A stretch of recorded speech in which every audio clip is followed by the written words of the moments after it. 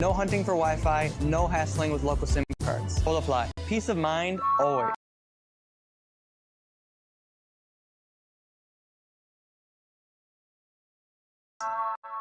Sana dire dari ko dok na ko ile wa ko ile ya ile ngo ni ko ya mai ko si ai kada de a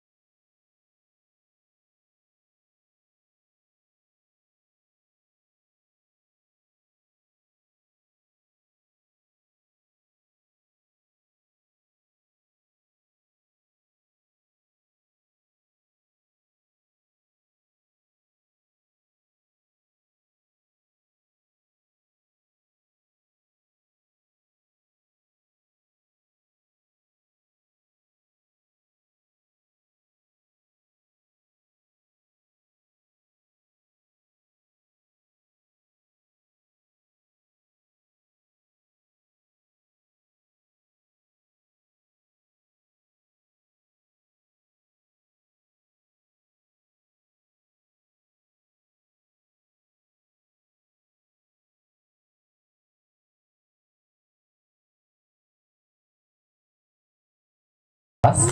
We have enough space for all of us. We have tents that are reserved for family members on my left side, which is your family member.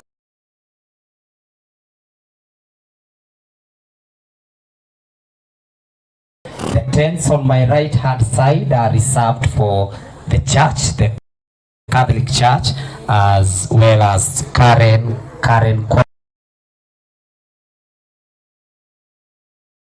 Of the spaces we can sit as we see fit. On my left side, the fourth tent on my left side is reserved for content creators. Content creators, those who are in the same industry with Mr. KK mwenyewe. We've reserved your space in the fourth tent on my left hand side, so you can enjoy that space.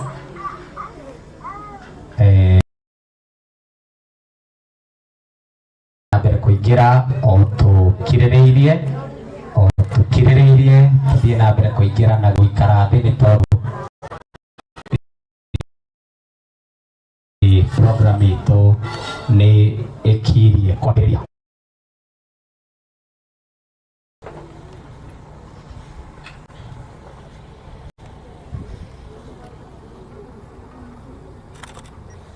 Arata a KK mwina mweke wa guikara mwena uyu guoko gwakwa kwa motho tuthie na mbere guka tuikarite thi itini iki ona guoko gwakwa kwa rio thutha ni ya sounds.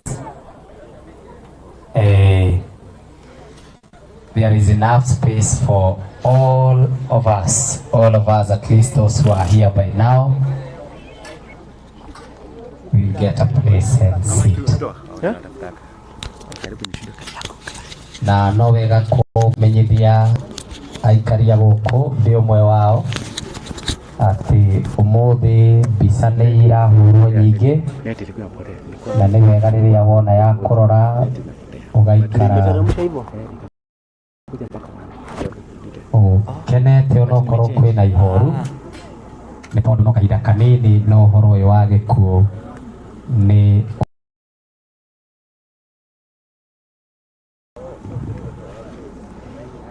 so marafiki wa KK content creators, tent yenu iko upande wangu wa kushoto ambao ni upande wenu wa kulia, sindio? Imetigwa mwaniki eni na kwaya pamoja na kanisa la Catholic. Nafasi yenu ni upande wangu wa kulia na upande wenu wa kushoto. Thina mbere kumuhoya twetikire guikara thi aria turugamite ni tondu kwina ite niguo mutikae kunoga muno, mutigetikire kunoga kwina ite na he undu ite icio ndero cithondeketwo ni chairman uguo waikarira giti kiu ndukuigua heho muno ni tondu ni ukugia na mundu ugukorwo ariganitie nawe uguo itikirai guikara thi niguo twambiririe na njurie mundu wothe uhariirio ni tondu wa kwaria. If you have prepared yourself,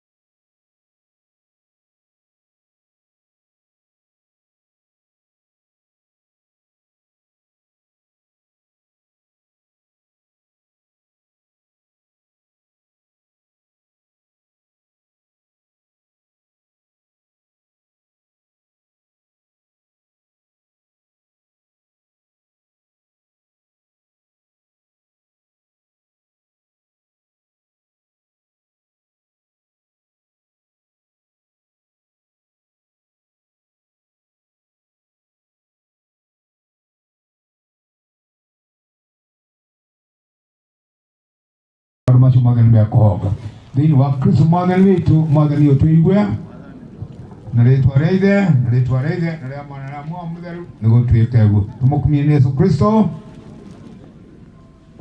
Asante mwalimu. Sasa nitamkaribisha Madam Virginia ndio akuje na yeye kukaribisha officially.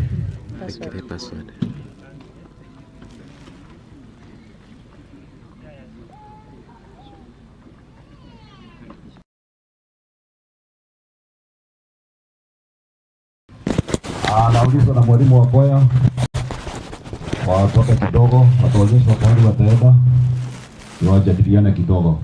Karibu madam. Mungu ni mwema kila wakati, na kwa wale wa Katoliki kuleta rambirambi zangu hapa kwa hii familia ya Bwana Zakaria Kariuki Waithera kwa sababu ametuacha. Wageni wa tabaka mbalimbali, ningependa niwakaribishe rasmi tunapompa heshima zake za mwisho.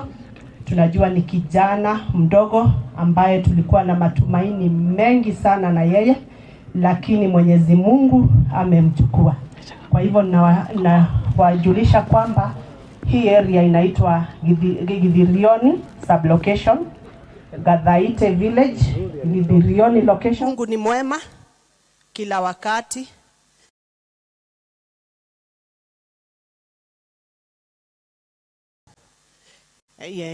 Kwanza ningependa kuchukua kuleta rambirambi zangu hapa kwa hii familia ya Bwana Waithera kwa sababu ametuacha. Wageni wa tabaka mbalimbali, ningependa niwakaribishe rasmi tunapompa heshima zake za mwisho. Tunajua ni kijana mdogo ambaye tulikuwa na matumaini mchukua. Kwa hivyo nawajulisha kwamba hii area inaitwa Githirioni sublocation, Gathaite village, Githirioni na wakaribisha nyote tunapompa heshima zake za mwisho Bwana Kariuki. Msikie kila mtu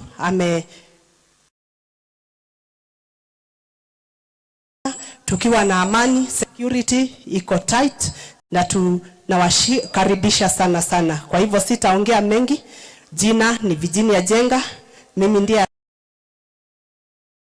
kuwa tunashirikiana pamoja, na kwa sababu muda sio mrefu sana na pengine nitapata nafasi ya kurudi hapa, langu likuwa tu ni kwanza niwajulishe mahali tuko, kwa sababu msikie mnajua mahali mko, usishindwe uko wapi for now. Karibuni sana. Asante madam.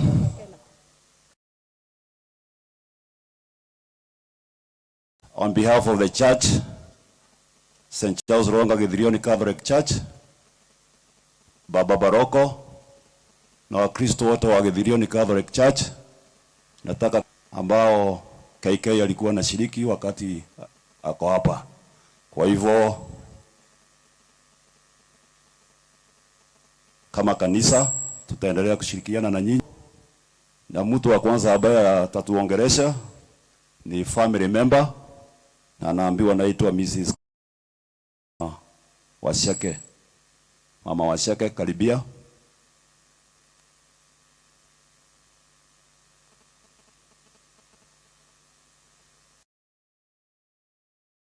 Hapa tuchukue muda mfupi sababu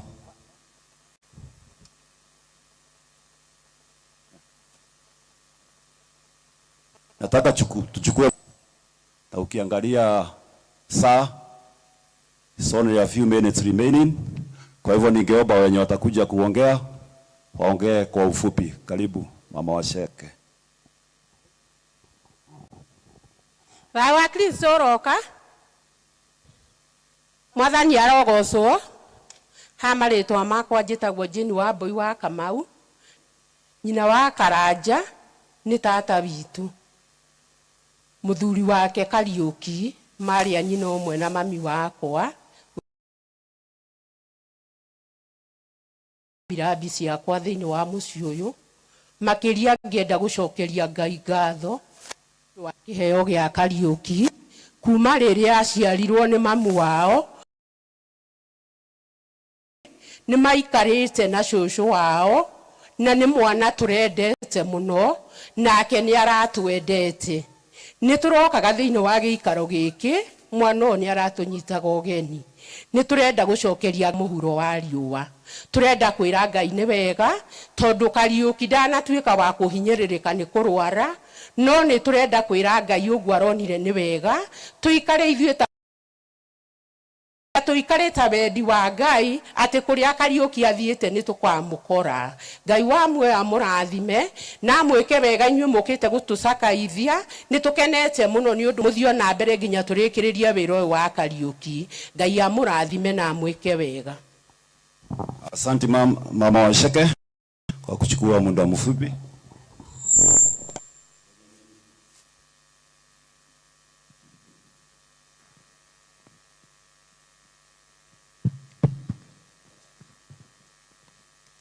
Nasema asante sana mama Washeke kwa kuchukua muda mfupi. Sasa mwenye atatuongelesha ni Alfred. Na kwa vile KK alikuwa na marafiki wengi, alikuwa na marafiki wenye alikuwa nao huko kwa content creators na wale wa hapa nyumbani. Represent hao wengine wote wenye mechaguliwa kuongea on behalf of the Freds.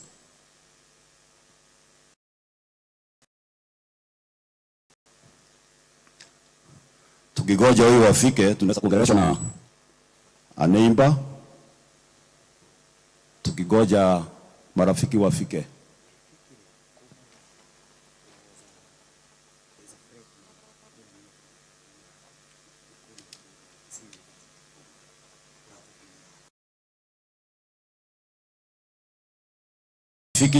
Tuna rafiki wa hapa nyumbani. Habari zenu? Kwa majina ni Michael Mbogo Amboro. Karibu. Tumesoma na yeye hapa Nyambaro Secondary, Nyambaro Primary. Hata ni bahati hakuna Nyambaro University. Tungeenda tu huko. Tumekuwa tukifanya kazi na yeye, tulikuwa campus na yeye pale Kisii University. Na hii kazi ya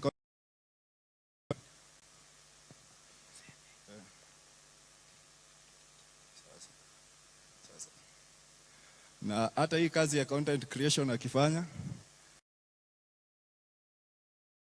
is director kumsaidia hii mambo ya online. Na ningependa kupeana rambirambi zangu kwa familia. Hii barabara ya Gathaiti itwe tu KK ile, itwe baada ya ndugu yetu KK.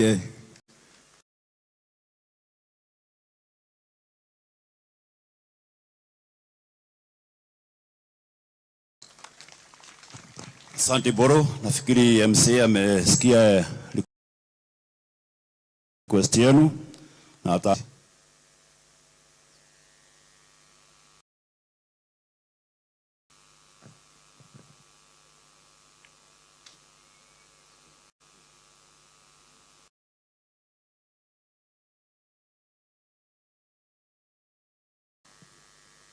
naambiwa watu wa Kisii wajafika. Wakifika tutawapatia hiyo muda kama itapatikana. Sasa kuna mwingine, kuna madam anaitwa Pauline, akaribia hapa aongee.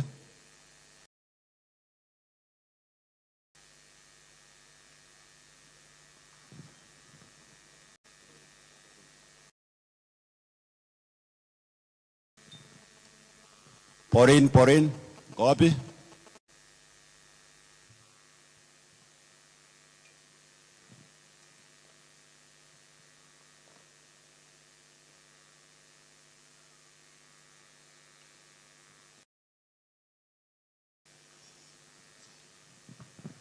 Praise God.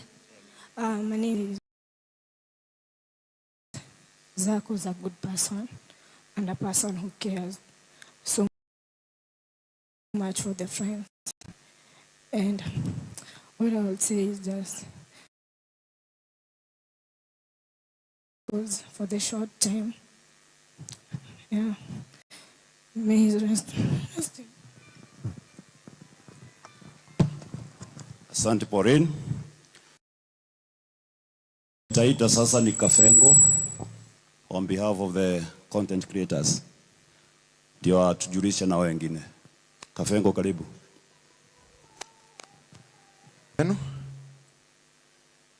Mwathani agocwo. Marĩtwa ni Andrew Nyaga. Ta Kafengo. Asanteni sana kwa kuja nyinyi wote ndio tuweze kumzidikisha our brother in peace. Mimi sina mambo mingi. Siku ya kufika ya kuongea nitaongea. For now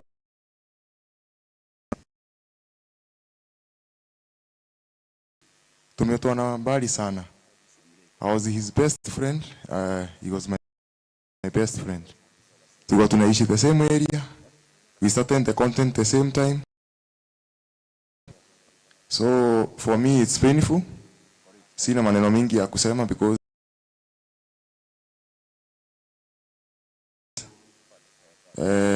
leo ni siku yake ya kucelebrate the day.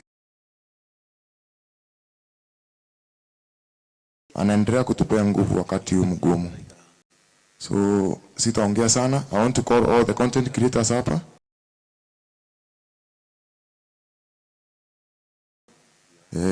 When you are many join other content creators, I'm a content creator too, a comedian. Tumekuwa kwa KK in this together.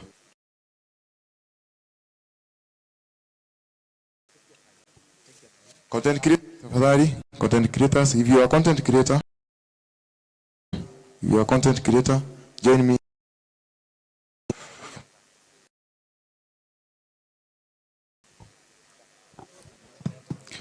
If you have related kama umerelate na KK, ni mtu ambaye alikuwa very jovial, very creative.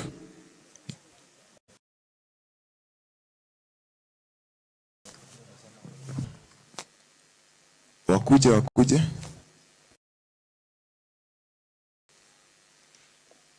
Kama umerelate na KK, was a very creative guy in terms of, he was very talented, and to see this all content creators here, ni kuwashukuru sana, is to venye mnaendelea kusupport the family in this hard time. Na wamekuwa wakisimama na mimi sana in this process of making sure that tumeorganize everything here na tumeweza kupumzisha our fellow. Habari yenu?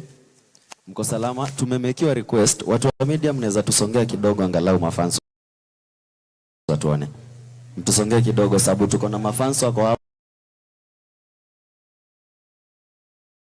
Wanatupenda na wanapenda KK. Kwa majina naitwa Kabugi, mimi ni comedian, nilikuwa nafanya kazi na Mr. KK mwenyewe. Tusongeni tu, tunaomba, tusongeni tu bado. Wagikuyu hahogu bas sio better. Aya, tulikuwa tumemake request kwa MC kwa sababu KK alikuwa content creator. Mnaona watu wenye ameleta hapa ni wengi na tuko na content creators.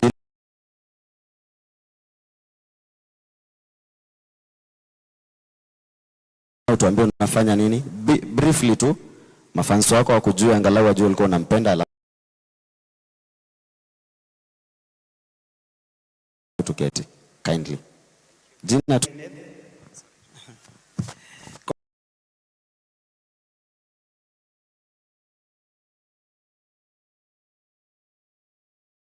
Wajina ni Kiari Kenneth ama General KK. Na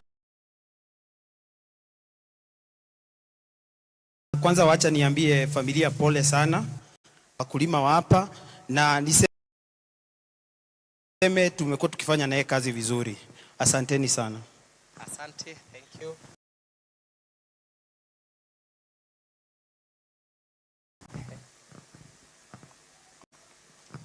Okay, kwa majina naitwa Godha Mgodhe.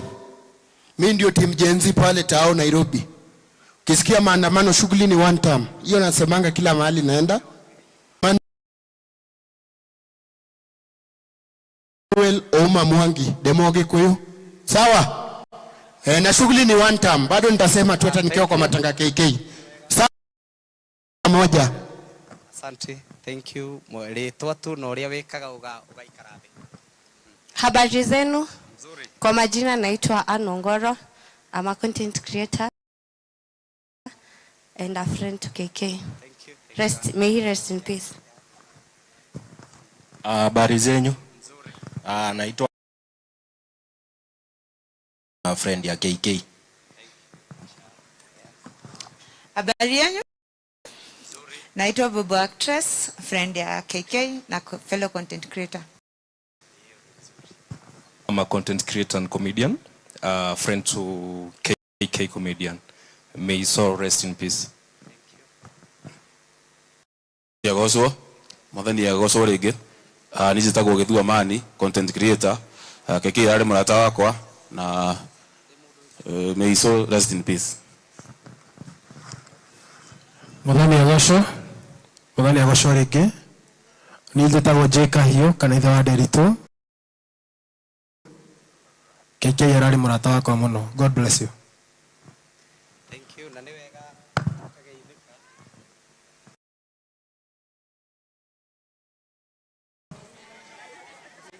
Mwathani Yagoso rĩngĩ. Niĩ na njĩtagwo Kubai na KK nĩ my neighbor. Rabirabi ciakwa. Praise God. Praise God again. Kwa majina naitwa Susan Duta. Tulikuwa tunatengeneza skits na Mr. K.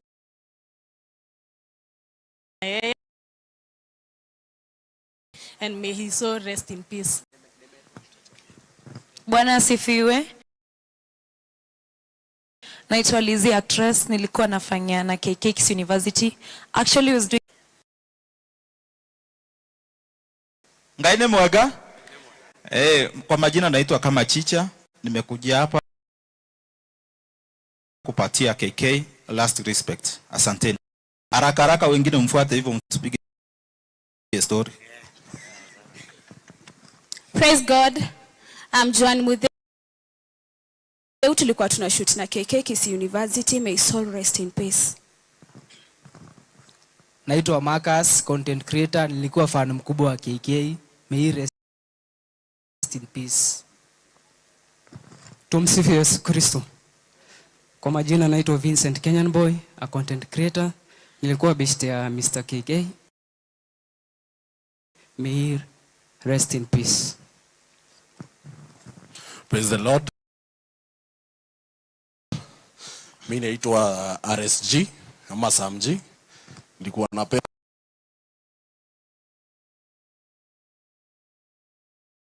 content creators kazi wakina Kabogi, wakina KK. Mimi nasimama mbunge Kikuyu 2027.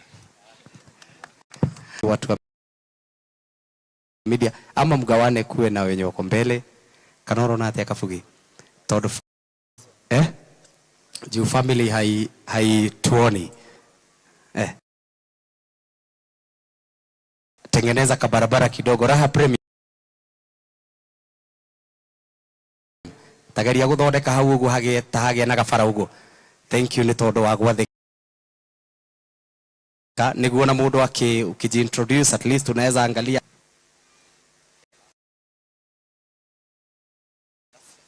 Bwana Yesu asifiwe. Bwana Yesu asifiwe. Mwathani Yagoso, mimi sio content creator, mimi ni MC. Kuhuzunika na KK, tunaomba Mungu amlaze mahali pema. Bwana Yesu asifiwe. Kwa majina naitwa Bishop Shekshik, mimi ndiye Bishop wa Makon. Nasimama pale Githurai 44 MCA. Thank you Bishop. Next. Saseni, naitwa CJ Peter 254 na KK ni best yangu sana. Asante. Mwathani Yagoso. Jitagwo ithaa Kairo. Jitagwo ithaa Seni ni Matoko Media neke Ejos Party content creator rafiki wa Mr. KK RIP bro. Yeah, habari yenu. Kwa majina naitwa Petero Msanii. KK was my good friend. May he rest in peace. Asante. Bwana Yesu asifiwe. Naitwa Peter Amamwesh na KK alikuwa best yangu sana from campus. May his soul rest in peace. Campus. May his soul rest in peace. God is good.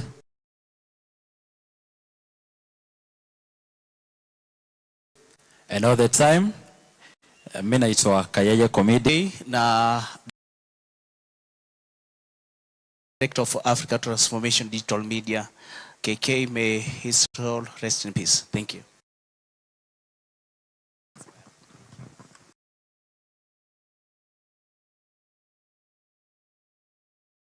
Thank you. Priscilla Waimani, niko ndani ya mazishi yake KK. Na arata na content creators wenzangu na chuge gutiro dohani kagaga ya toy gitumikia gwetiguo gutiro kiabiria na kirekiro kia niguo dohani kagaga ya toy gitumikia gwetiguo ya kuire nyina gwiciria konde Irresistible Schneider's hot dog. nda wa PCA igire wa guild ndirenda kuga atiriri It's knee table season. Nataka kusema kwa mama siwezi nika kitu ya maana ya kuambia watoto ama jamii.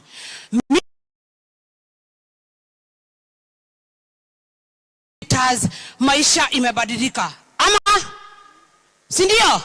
Tangu wewe ulianza kupost hizo vitu zenye wewe unapost ndio hiyo, lakini kunayo kitu ambacho sitakosa kusema kwa hii platform. Watu waache kutuchukulia ujinga. Sisi tumesaidika kwa wakati sisi tumesaidika kupiga tu pinja. Nimesaidika.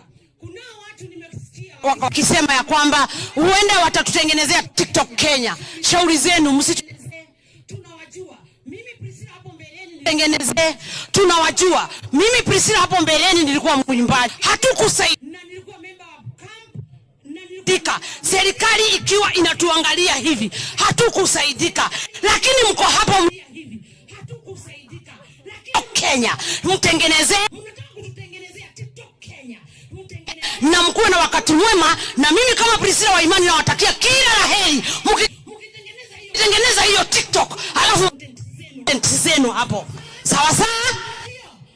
Haitawezekana saa hii ati mtakuja, si ndio hiyo? Haitawezekana saa hii ati mtakuja mtoto kama huyu ashaenda. Saa hiyo ndio mnajitoka content creators wenye wako hapa saa hii.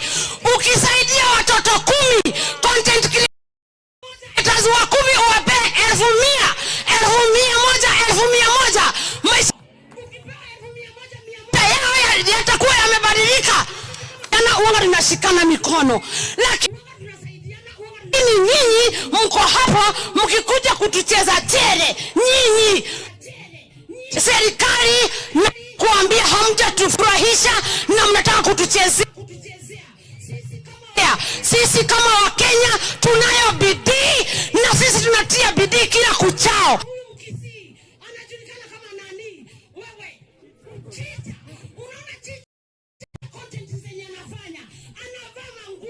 Kuna mtu kama huyu Mkisii anavaa nguo za wamama. Huyo mkijana amesaidika hajasaidika?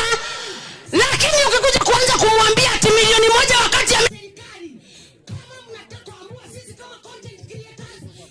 si kama content creators tunataka kuambia serikali, kama mnatambua sisi kama content creators, wacha kutu empowerment tunahitaji kwa saa hii. Na nikitamatisha niseme ya kwamba Priscilla Waimani nasema ni one time.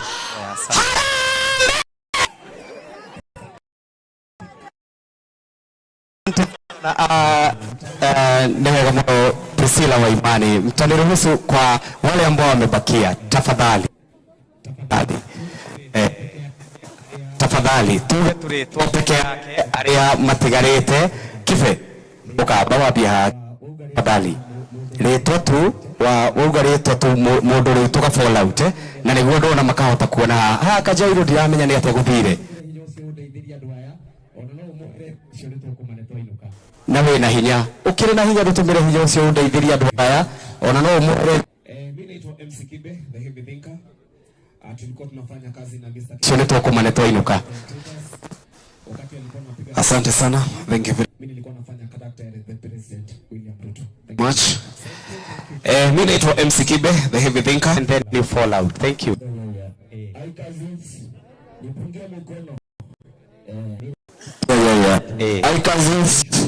Nipungie mkono. Naitwa MC Joshua. Kila mahali MC Joshua Fagilia TV. MC Joshua Fagilia TV. So poleni sana kwa familia. Nimetumwa by the way. So poleni sana kwa familia. Nimetumwa by the way. Niambie tu. Na pia marafiki Kwa TikTok Chai Master, thank you. Thank you demo TikTok. Saseni. Mimi naitwa demo TikTok Chai Master, thank you. Thank you demo TikTok. Hello, Jagua wa Ithaka. Content creator. Na muria kafagara piu. Muria kafagara piu. Kafagara Kafagara. Thank you Jogu. Hello, ni aje? Habari zenu? Naitwa MC Bull na mi KK rest in peace na 2027 Asante sana. Thank you. Your name and then una fall out. Okay, Bwana asifiwe. Amen. Bwana asifiwe. Amen. Kwa majina naitwa John Nix, tulikuwa tunafanya na KK. He was a good friend and all that I can say is that may his soul. Thank you so much. The next one. Muriega. Muriega. Jwari wazimu haha. Tugitogana ndongenda kunyona. Ni keke ni murata wakwa. Ngai ni mwega hindi ciothe na hindi ciothe Ngai ni mwega hamwe tuzitagwo muthe kinagi munagi wa Bariama nagina. Pole pole. Thank you. Bariama nagina KK akoretwo motivator. Mwathani Yesu. Kwa na ni 27 ndiraruga muno kwa ndu na kugitu ni muruga ndugame. Thank you.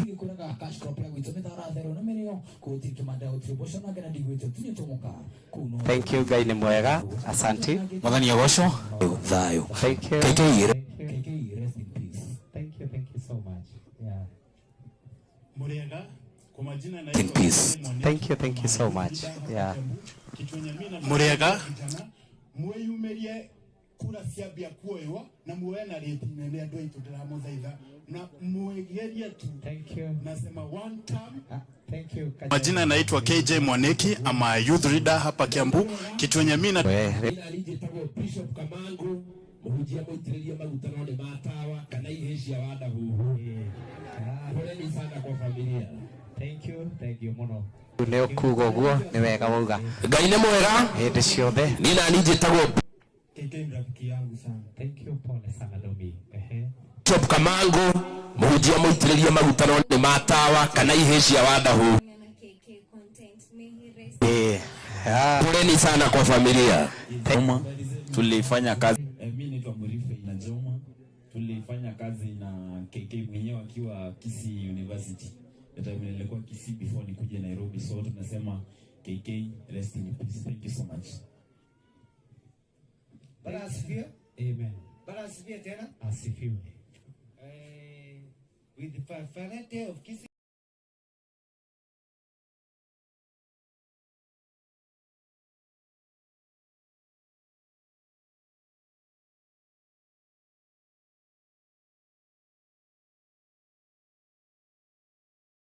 University.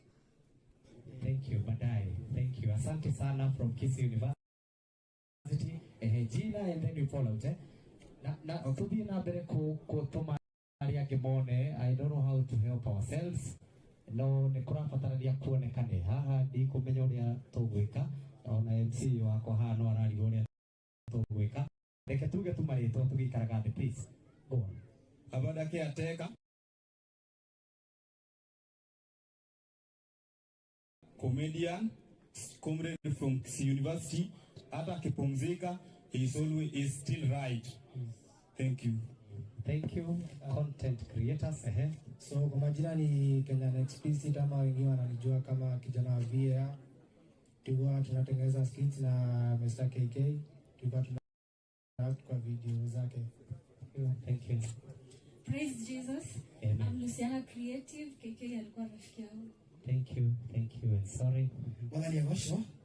Mwiga Junior Kikugo Artist. Vipi? Yeah. Deta wonyojoro kana broker. The KK rest in peace. Thank you. Praise God.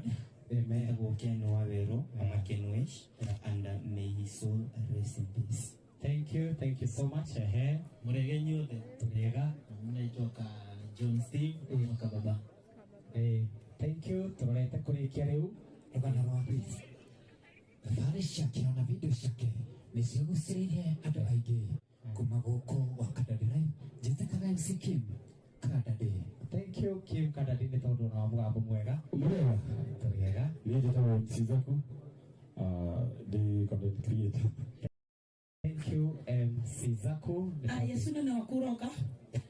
Njĩtagwo Magĩrĩ actress kana mũgũrũki wa highway. Thank you. Njĩtagwo Kanda ya Nduthi, nĩ helmet itatigĩte kichona ya single mother. Thank you. Naomba hivi tunapoendelea, sorry kwa kuinterrupt. Naomba kwamba nafasi hii imetengewa kwaya na Catholic Church. Sehemu hii ni ya kwaya na kanisa ya Catholic. So ninawaomba kwa heshima kwamba tunaweza kupata viti sehemu nyingine hapa. Kuna viti ambazo tunatarajia zije. So let's be patient so that we are able to move well. Boom. Okay, praise God. My name is Veronica_Kashunga, TikTok, into YouTube, na Instagram. Thank you Veronica. Karanja Gatwa, Chuma Moto TV. Chuma Moto. Ndabu inyuothe. Njĩtagwo Muturi Marathona, rĩtwa rĩa content getwo wa Kabanyo. Praise God. Mr. Man, a director, may his soul rest in peace. Tumsifu Yesu Kristo. Taimana Mlele. Kwa majina anajulikana kama Anna Actress. Habari zenu? Kwa majina ni Mr. Mbilimbili. May KK rest in peace. Thank you.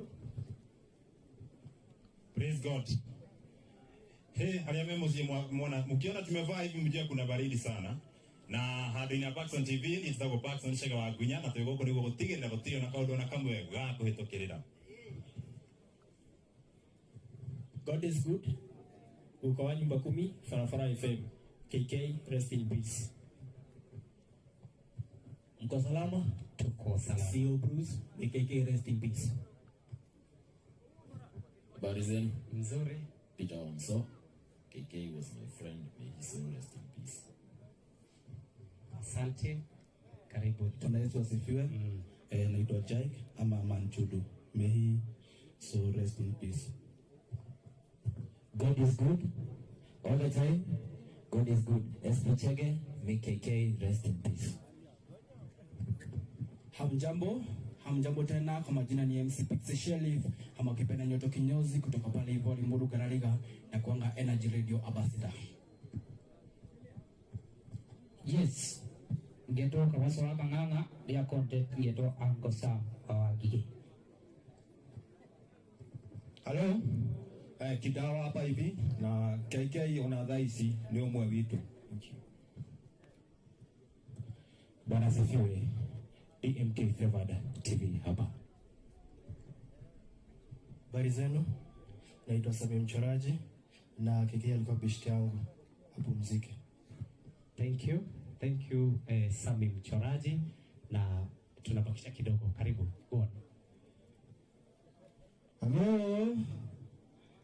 Bwana Yesu asifiwe. Mimi kwa majina naitwa Benedict kutoka Kibe Minutes. Na sasa safari hii mimi niko hapa mbele yenu, naitwa Eric Mwangi. KK huyu muungwana mnamuona hapa alikuwa ni rafiki yetu sisi watu wa Ikebe Mimics. Asanteni sana. Hiyo siasa ingine tutazungumza baadaye. Ama namna gani? Ni kweli. Asante sana. Bwana Yesu asifiwe. Bwana Yesu asifiwe tena. Sasa mimi nimetoka kule Mombasa my friend. Na mimi kwa majina naitwa Kennedy Kimuli kutoka KK. Tumepoteza, inatuma. Ubarikiwe zaidi. Amen. Na mimi nitamalizia nikisema hapo awali nisema naitwa Hype MC La Chapelle. Mimi ni MC wa weddings na Rorashio KK RIP. Karibu sana. Asanteni. Habari yenu tena.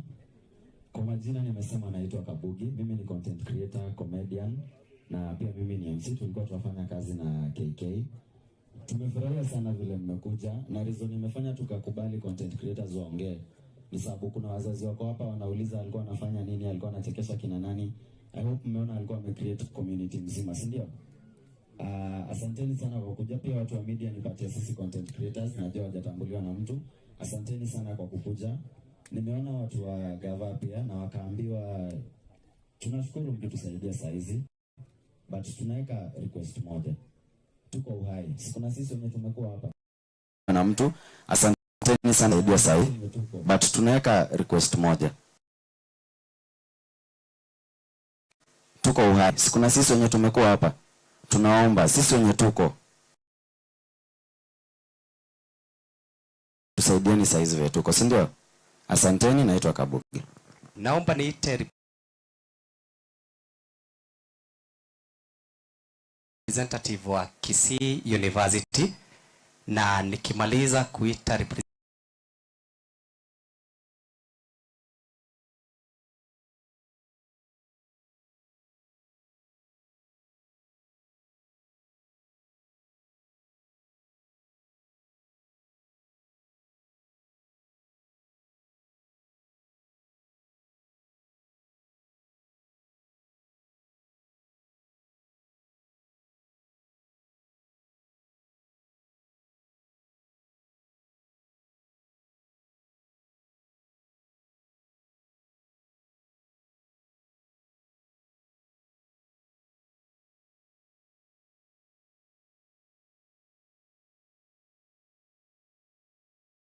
as a cause, and then he joined the drama.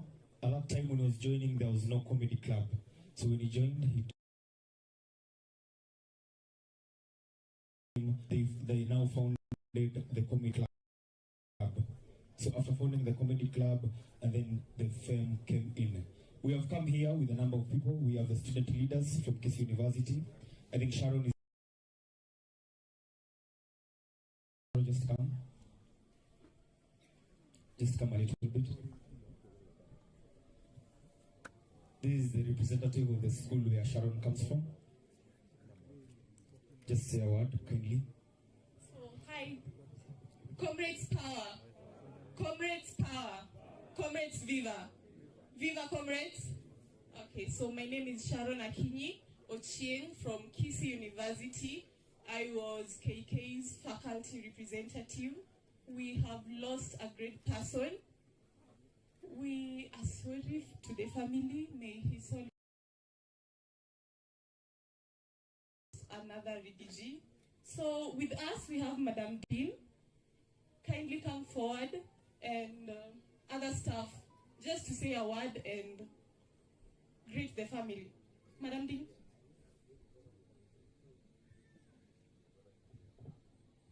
As she comes, I think she has a delegation of some staff. We have Kibicho, Girinji there.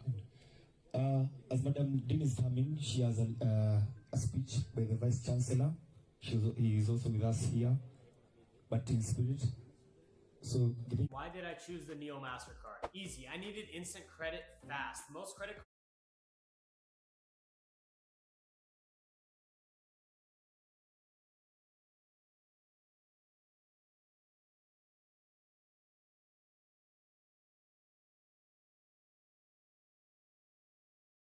KK was a great leader, a comedian, As much we have challenges, good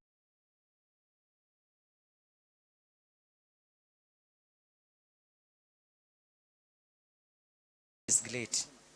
We celebrate. What I can encourage the family. May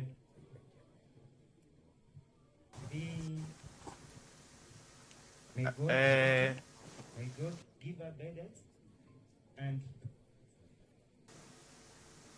be Amen. Amen. Amen. Thank you so much. Amen. Amen. Amen. Thank you so much. Now from the Dean of Students Office, from the Dean of Students Office, we have Mr. Kipicho, tasema tu jina lake, and then from the Department of SIST, we have the admin, who is called Diogo, who is also with us here. Good morning, everyone.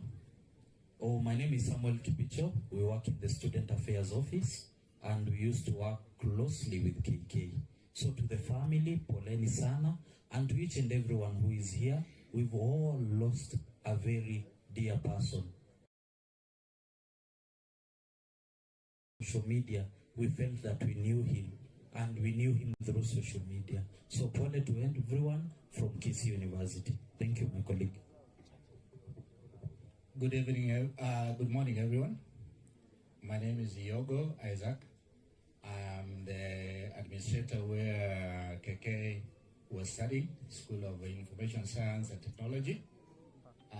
On behalf of my dean, she could not be able to come because of various activities within the university. Tumeleta pole zetu. And on behalf of the head of department where KK was, Dr. Chwea, ameleta pole zake kwa familia. And two, this is my personal opinion. I have seen so many politicians. We were with them some time back. Mheshimiwa, I salute you. Nimeona mwingine pale. I would maybe suggest as a government,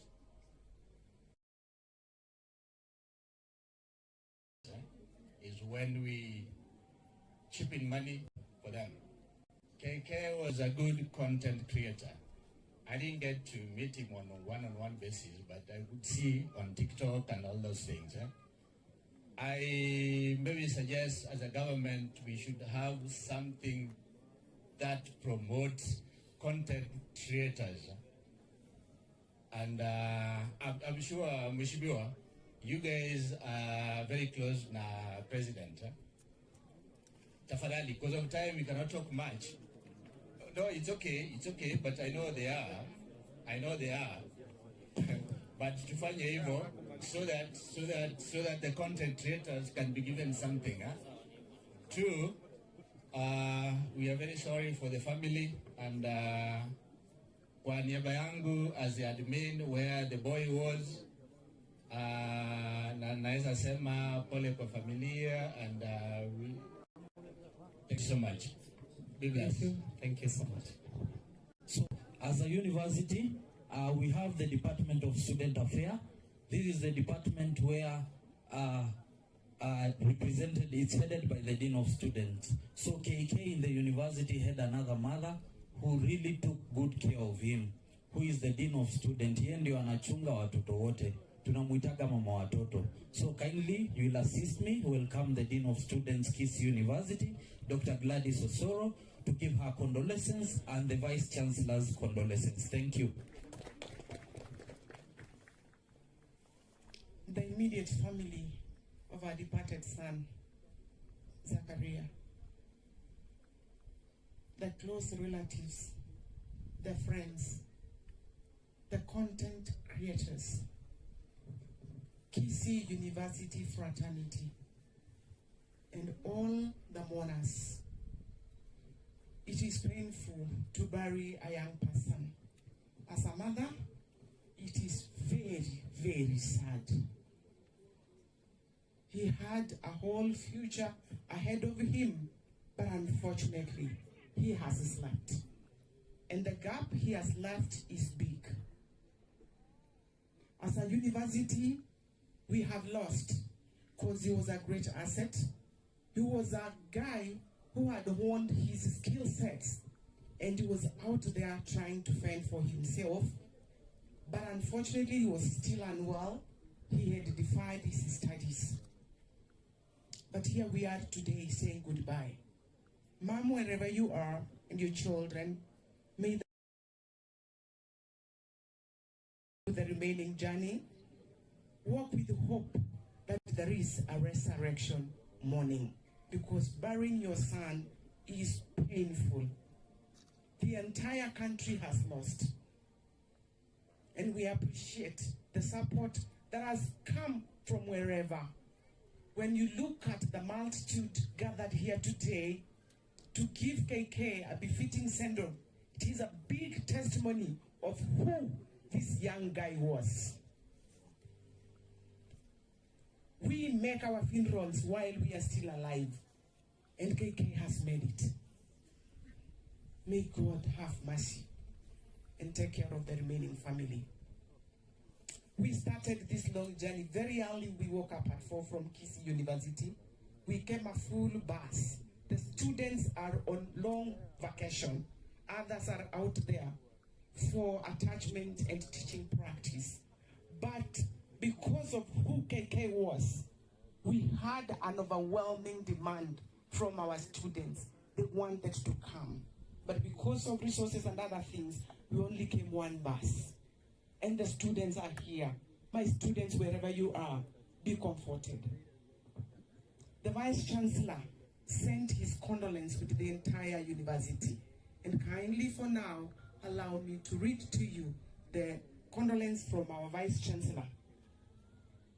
To the family of Zachariah Kariuki Waithera, dear family members, message of condolence. I learned with profound shock and sorrow of the untimely death of Zachariah Kariuki Waithera, aka KK Rick G, who was pursuing a bachelor's degree of applied computer science in the School of Information and Science Technology. On my own behalf and that of the University Management Board and the entire Kisii University community, I wish to express my heartfelt condolences to you, your family, relatives, and friends. Close, and we know that everyone deals with the loss in different ways. We want you to know that we will be praying for you, because God knows what you need most right now. God's word in the book of Revelation 21:4 states, He will wipe every tear from their eyes. There will be no, for the old order of things has passed away. Psalm 34 and verse number 18 also states, the Lord is close to the brokenhearted and saves those who are crushed in spirit. May you draw comfort from these two verses. Your son's death is a blow to your entire family, the community, and the Kisii University fraternity. The gap left by him as a dear son can only be filled by God. We pray that you and your family members will remain steadfast in God's love, especially at this very trying moment. May the Almighty God richly empower you, comfort you, and give you grief and pray for you to overcome this big loss. Professor Dr. Nathan O. Ogech, Vice Chancellor and Professor of African Linguistics. May the good Lord bless you as we continue until we lay our son to rest. Whatever we have as an institution will be passed to the mother or the immediate family member. Because our son was a peacemaker. Yeah. God bless you.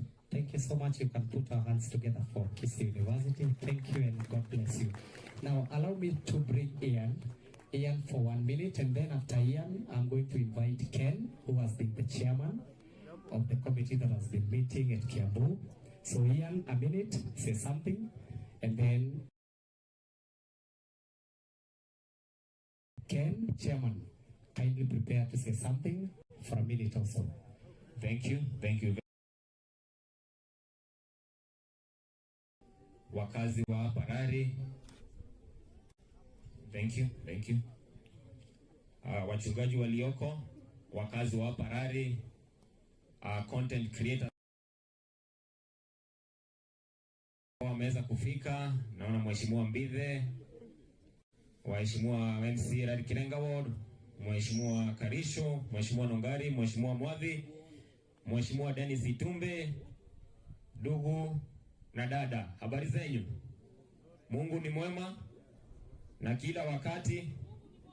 KK was a comrade, and once a comrade, therefore comrades power. Comrades power. Rest in peace. KK rest in peace, may his soul rest in peace. Comrades power. Asanteni sana. Kwa majina ni Ian Ikua. Mimi ni mkazi wa Parari, kiongozi wa vijana wa Parari.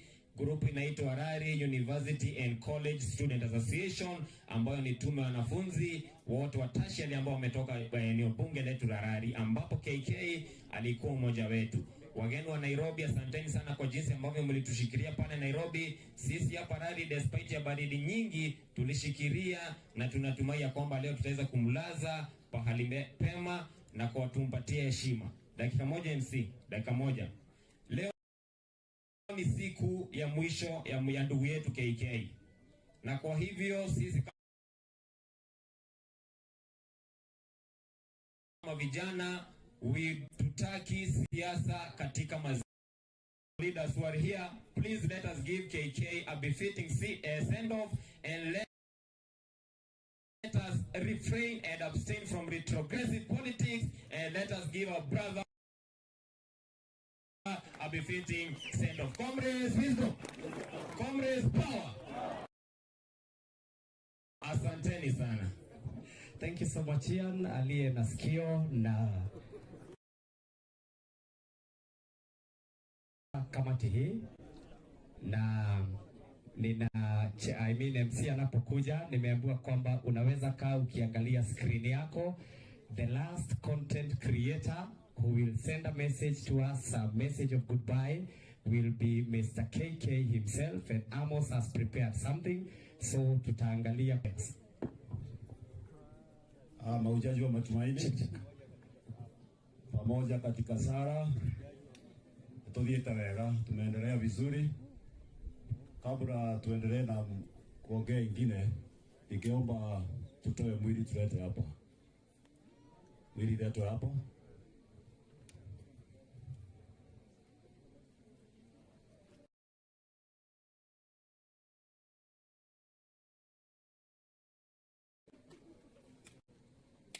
Tusaidiwe mwili itolewe.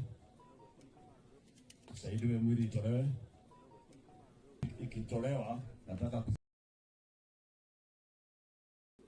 tusaidiwe mwili itolewe. Ikitolewa nataka kusema hivi. Masaa yetu imesonga sana. Saa 6 naelekea na dakika 20.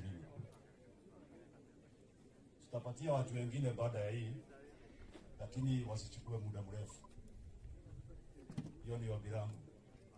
Ombi lingine ni ombi la familia, tusiwe na siasa kwenye hii mazishi. They are requesting.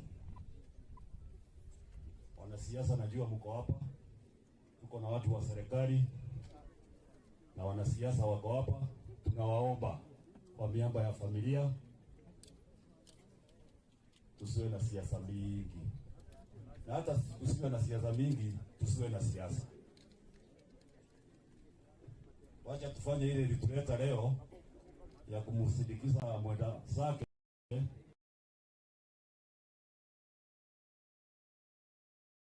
apumzike peponi na amani. Kwa hivyo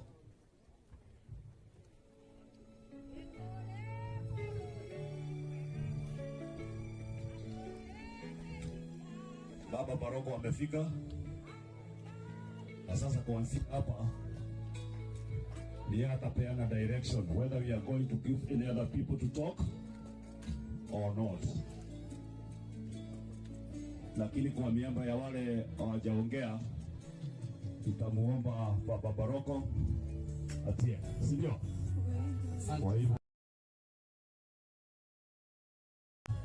atuongeze dakika 10 ndio wale anayeongea anaitwa Peter Kehanya. Yeye alikuwa anasaidia MC kwa leo.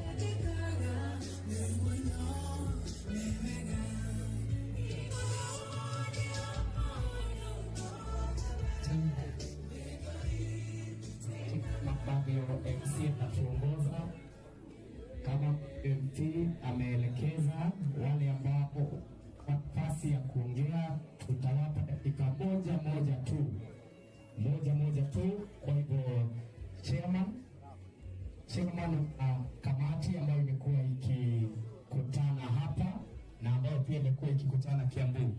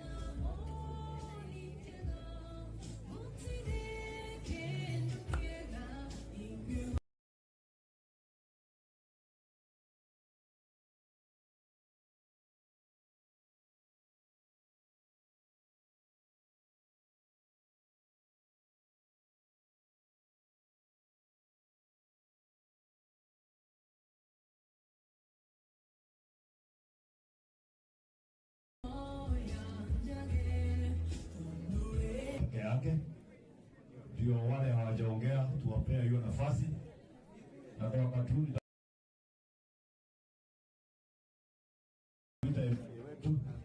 MCA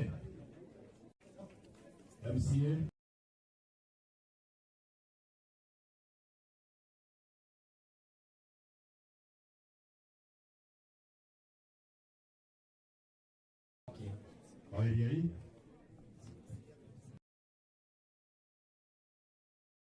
watu wa serikali, watu wa opposition, kila mtu wako hapa, sababu KK alikuwa mtu mzuri, lakini vile lazima tuangalie akimaliza anirudishie ndio ni peana mwelekeo. Watu wa pia wote mkae mahali tukae pale karibu na ile gari ya mwili ambayo imeondoka. Tukae pale, ambaye anaruhusa tu kuzunguka ni nimepewa na Kapengo, na ninaomba tuweze kuyatii mheshimiwa anapozungumza. Karibu na gari ya mwili hali ugokia bilini abali mobie mheshimiwa atanaria niguo mumwe bisaba kadaka. Karibuni sana pale, asanteni sana kwa kutii. Thank you so much. Thank you so much for compliance. Thank you. Naomba wenye wanaongea kwa ufupi. You are talking at the mercy of the church. Okay. Masaa imeisha ya watu kuongea. Okay.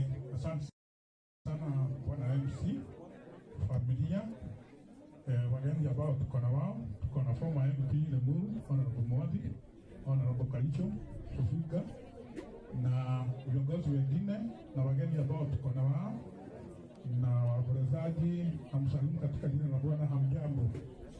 Hamjambo tena. Tumsifu Yesu Kristo. Kwa majina yangu mimi naitwa Josephat Kinyanjui. Kwa mapenzi ya Mungu na wananchi wa Rari Kirenga nikapewa nafasi ya kuongoza kama MCA, na yangu tu ni kuleta rambirambi kwa familia. Ilikuwa hapa Sunday tukiwa na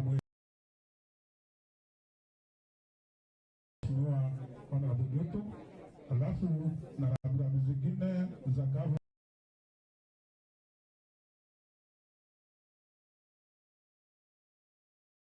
Kimani wa Matangi ambaye alinituma kwa sababu hangeweza kufika, na kwa vile ambapo nilimuomba kwenye tumekuja hii mazishi ya KK ni tusome tuone KK amekaa miaka chache, lakini kama mtu ambaye amekaa miaka niseme pole kwa familia na tuambie Mungu aweke roho yake mahali pema peponi, na wageni mkisikia mkiwa nyumbani huko karibu na mkienda muende mpeleke salamu zetu. Na kwa hayo machache mimi nitaachia hapo, nipatie MC kwa sababu mimi ni wa Catholic na najuaga sheria zetu. Asante.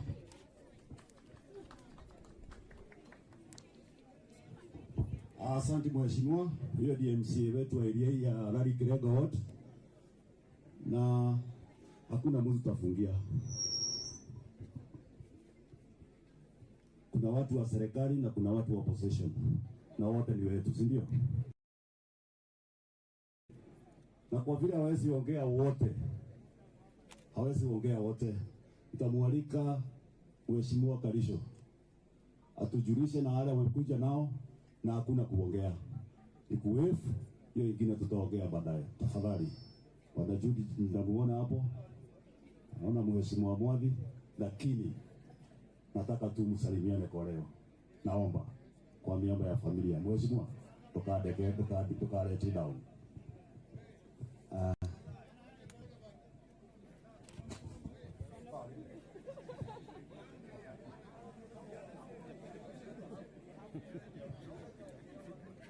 Sawa. Habari zenu?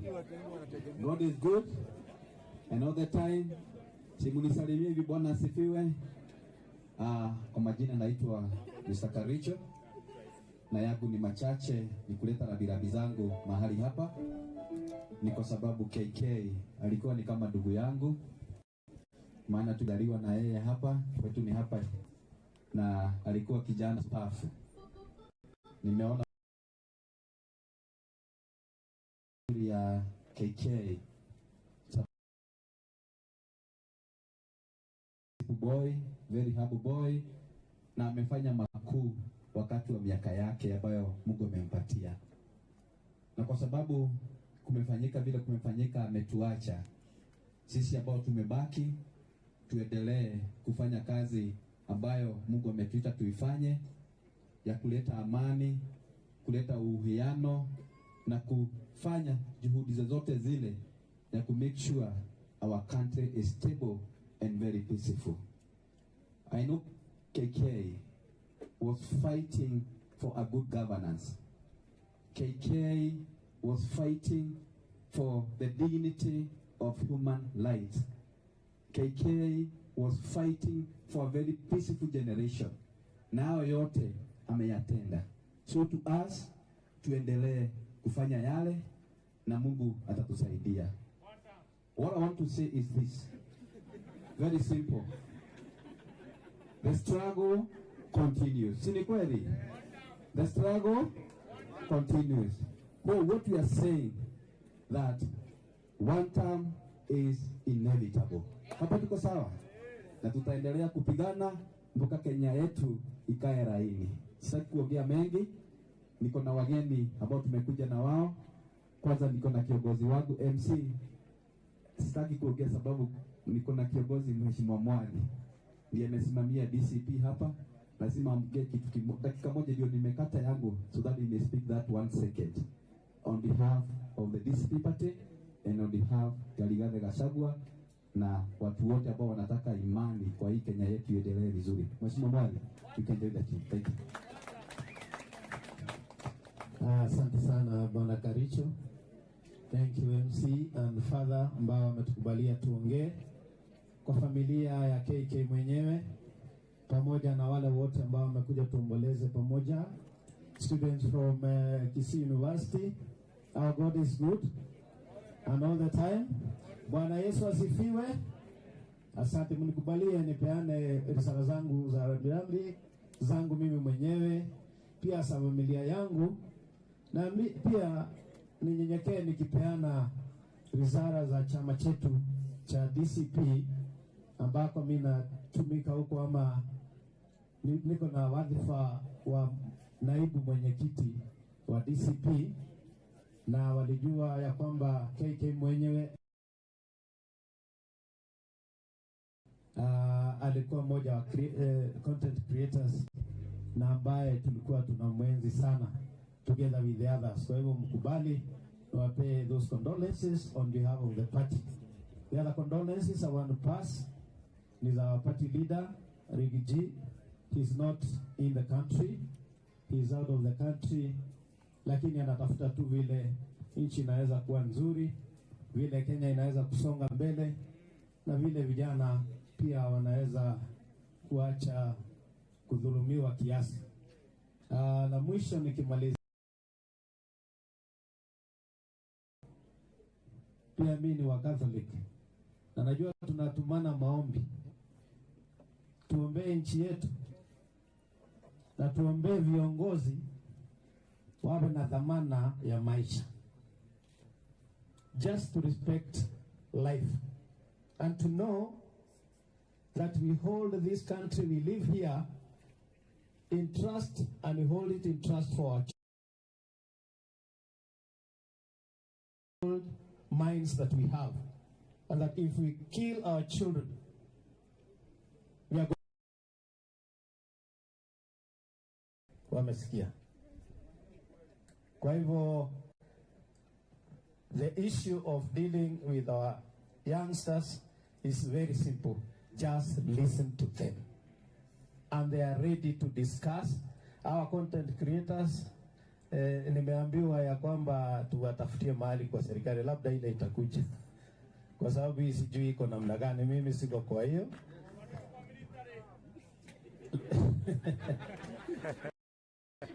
Lakini pili, nikimaliza niseme ya kwamba tupe heshima familia o family. Ati mwanasiasa achukue kipasa sauti, you start attacking a family. That is ungodly. Na tunasema ikome, tukae kama sisi ni watu wanaogopa Mwenyezi Mungu, na hata tuonyesha njia. Kazi yetu hapa ni kusikiza ground tu. Hata mimi naendelea kusikiza ground. Asanteni sana, Mungu awabariki. Thank you mheshimiwa. Ndrenda rĩu kwaria lugha ya French. Ndrenda o introduce to arĩa mwĩ nao matekwa. Just wave please. Thank you. Simameni hapa. Waite na majina alafu wa wave please. Wakiketi chini. Naomba.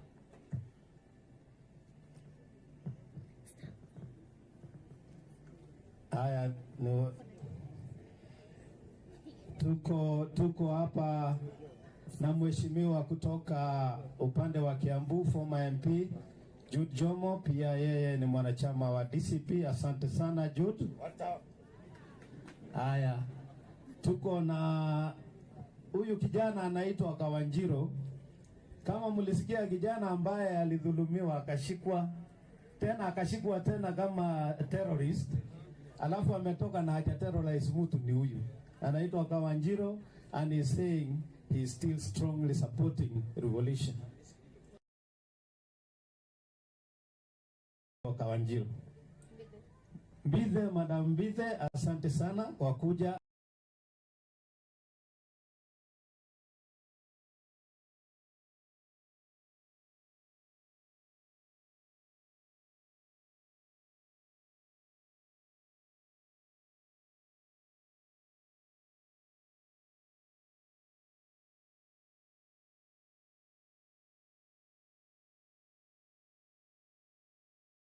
Ili tumsindikishe KK mwenyewe. Ruben Gitau Kimani, thank you very much. Akichukua content, asante sana. Mungu akubariki. Buriani KK mwenyewe. Kuna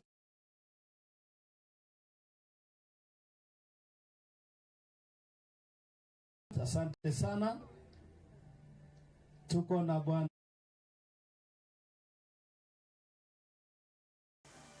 one of the young people who is wanaania kiti ya Limuru Central. Asante, tumeshukuru.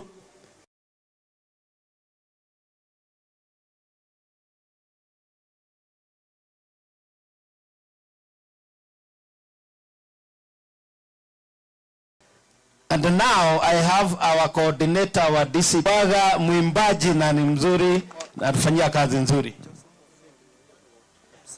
Joseph Wavengi, Kijabi Ward aspirant. Naona bado sijaenda pande hii. Mheshimiwa. Tunaendelea vizuri, tunamalizia. Naenda vizuri sana. Haya.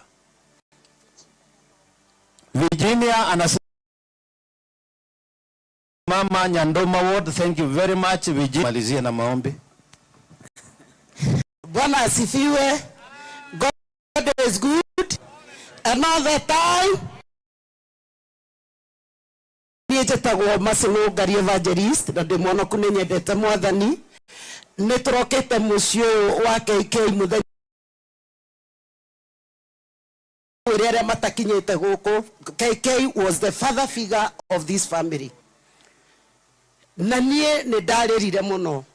Kana gaka murona, kana gaka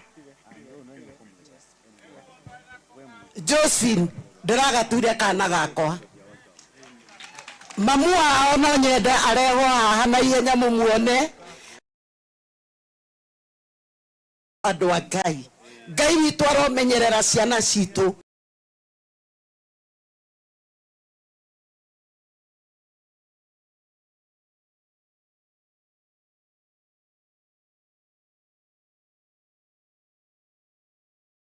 Tondu nitucithikire muno na nitwarega anake aitũ kũragwo. KK arari na tata wao special uyu murona haha. Ni tata kana gaka kanjuririe ndirithomithagio nu turiroragwo nu muci ucio na ndaugire mwana ngutwika mamu wao na baba wao utukumuthomithia nginya hari ekwenda.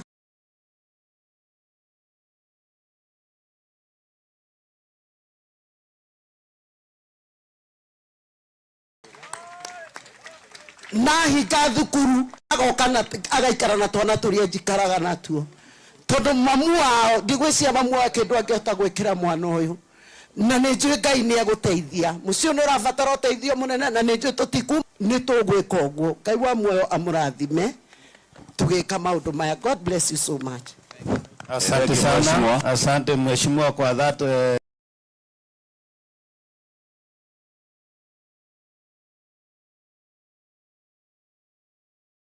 philanthropic gesture, na wale wote ambao nimeintroduce pia mjue you are part of that program, starting with myself.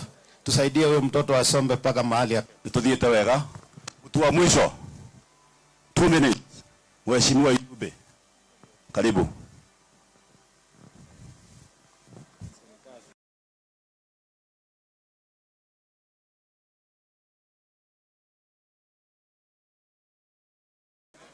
We said no politics, eh? Karibu mheshimiwa. Okay. Asante. Thank you. Right. God is good. All the time. And all the time. God is good. Salimiane hapa juu. Bwana asifiwe. Asante sana. Kuomboleza KK mwenyewe. A person who was an engineer of laughter. Huyu kijana ni kijana ambaye alituchekesha mitandao.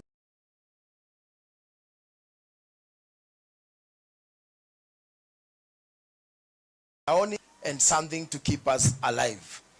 So I come to say bye to a guy who held us together, na ndio sababu niko hapa. Hiyo mambo yote tumesema hapa serikali inafaa kufanya ya content creators ni mimi ambaye nimesimamia. Na jambo hawa content creators ni vile ambavyo watapata pesa kwa ile content ambayo wame create. Jambo la kwanza ni monetization, which has been done kwa platform zote isipokuwa TikTok.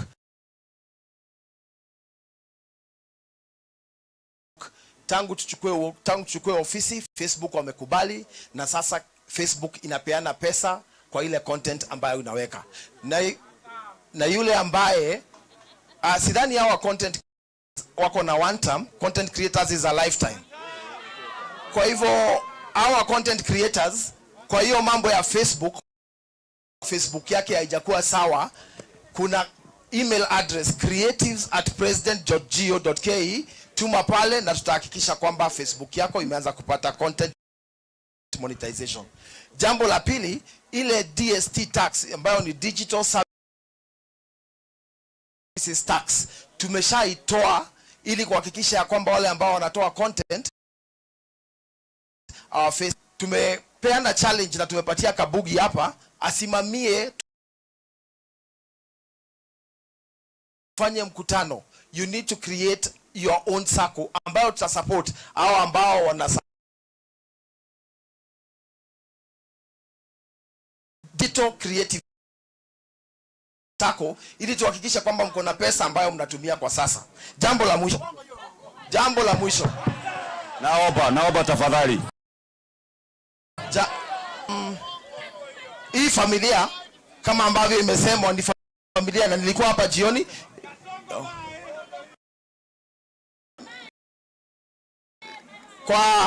Kwa hii familia kuna msichana ambaye anaitwa Mary Mweni ambaye KK alikuwa anasomesha, na wakati nilikuwa hapa jioni mama yake aliniambia kwamba amemaliza bakery, amemaliza course ya bakery na angependa kufanya hospitality katika university, na nimechukua hiyo jukumu kuhakikisha kwamba atamaliza hiyo masomo yake ya university mpaka mwisho. Jambo la pili Kafengo, sijui Kafengo kuja tafadhali.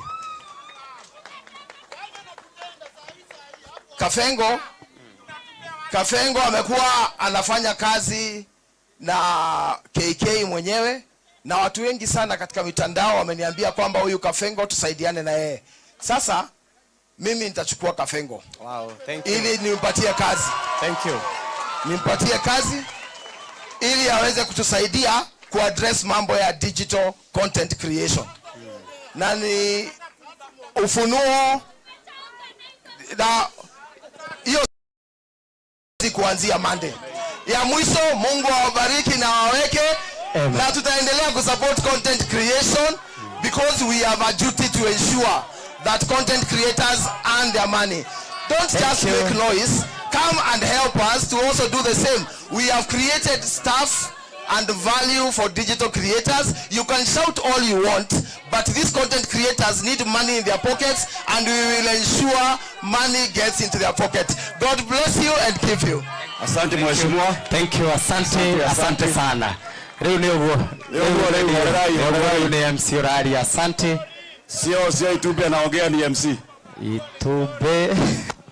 Itube Dararia ni MC Uraria. Nataka kuita mtu wa mwisho, chairman wa kamati aseme neno moja. Acha amalize kusalimiana kwanza.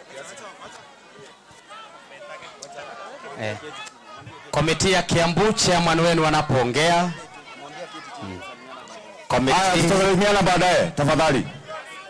We are in this time Thank you. Tuko nyuma ya wakati tafadhali.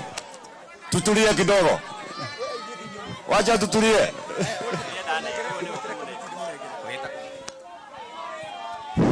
Naomba chairman wa kamati akuje aongee. Sawa, Kafengo na kuja. Komiti ya Kiambu kuketi chini, nataka kusema neno moja.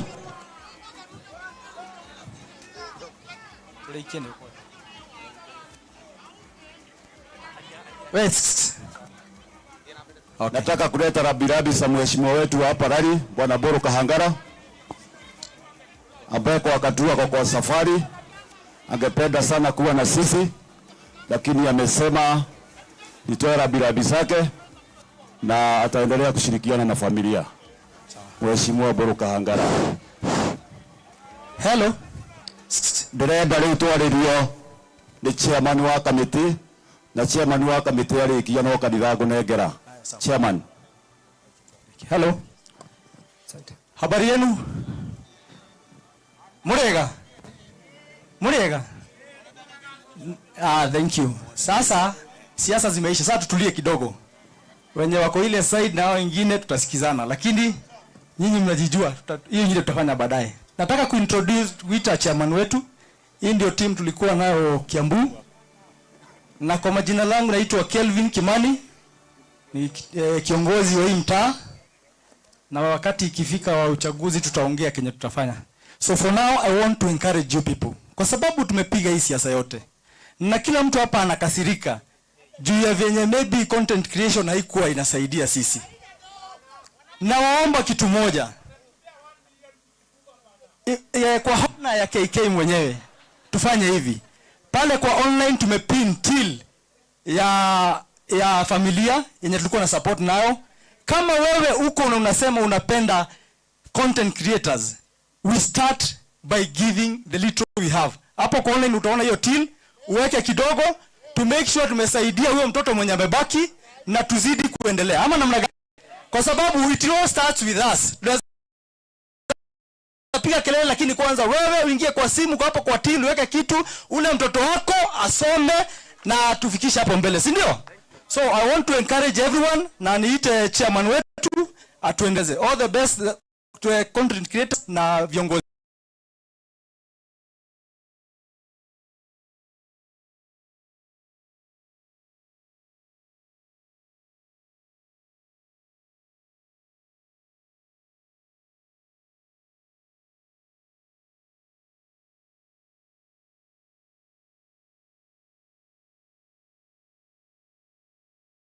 Omba tuache one time sawa, lakini tusiseme kwa mazishi yake kama kwa emotional, tafadhalini, si ndio? Tukishamzika tukishamaliza tutasema nini zetu tunataka kusema kwa barabara. Mam ndiye ameomba tusiongee sahi, so mtu wote akiongea tusiseme kindly. Haya, wanasiasa tumemaliza. Mtu wa mwisho kwa komiti akiongea, mtu wa mwisho mwenye anaongea ni Mr. KK na atakuwa kwa screens zetu.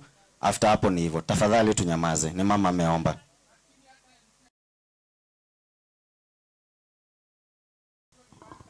Thank you. Asante sana Raskago. Hiyo nimesikia. Asante sana. Chairman anapoongea kama Kafugia alivyosema. Tuangalie screen. Chairman akimaliza tuangalie screens ili tuone KK akitufungia sehemu hii. Kwa hivyo chairman akimaliza kuwa tayari tuone KK akitumalizia awamu hii. Karibuni sana. Haya, asanti. Ninapoanza naomba Jeka hiyo alikuwa kwa hii committee na Paul waweze kufika.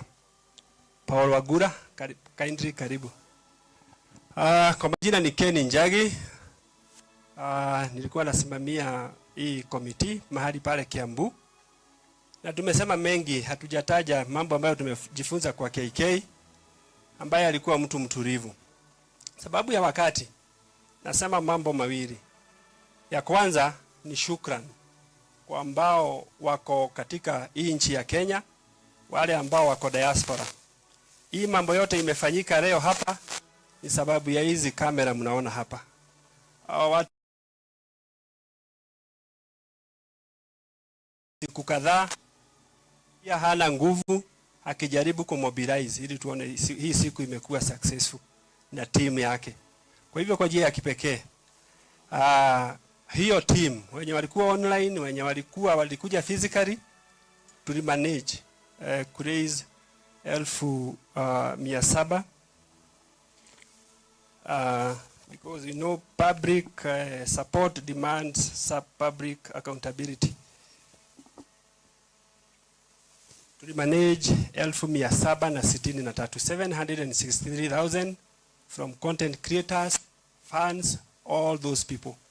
Na tukamanage as of today kutumia 561.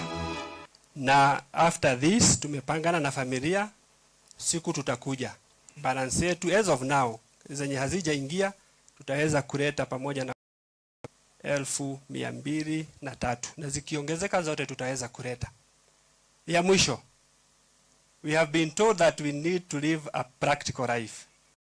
I'm not a political leadership, but I can say I'm not a politician, but a senior student of leadership. Wamesema tutaweza kusapotiwa kwa hii life wakati tuko hai. Dennis KK katika clips zake zote over 1000. Kuna jamaa moja alikuwa anashika kamera. Alikuwa anaitwa Mike. Yeye akishika kamera anaona KK. Kwa heshima naomba Kafengo akichukuliwa tusisahau na Mike.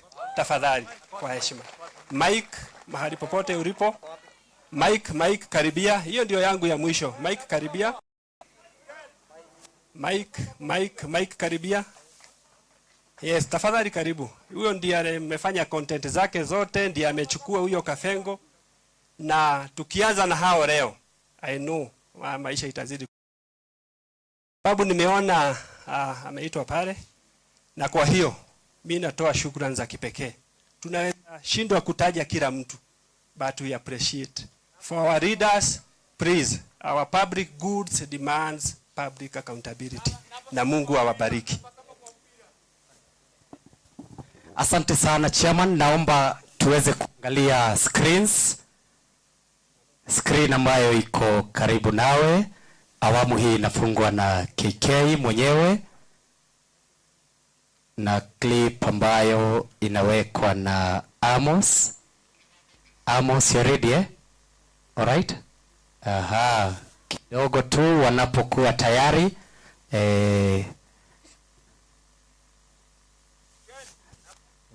Asante, namba 7 kwa mpira ili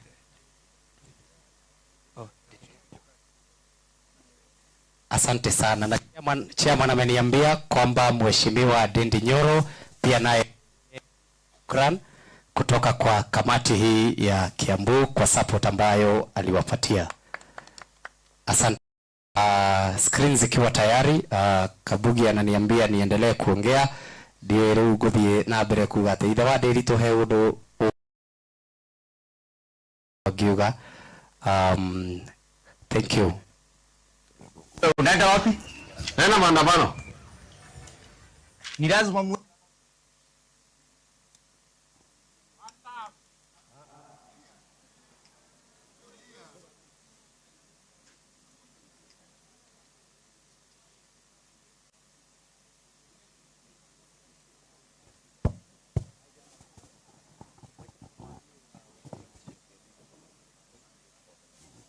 Asante sana. Wanapomalizia ni kwamba secretary wa kamati ako hapa, anaitwa asalimie na pia aonekane na kamera wanapopanga. Salimia Lynn. Praise God.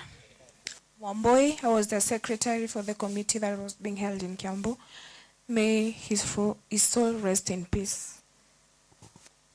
Thank you so much, Lynn. Treasurer. Treasurer, a very important person in this committee. Say hi. Hello. I'm Dan. Mimi nilikuwa nasimamia pande ya finances. I was doing it for my brother, Mr. KK, and may he rest in peace. Thank you. Thank you so much, Mr. Treasurer Kabugi. Kabugi is now ready.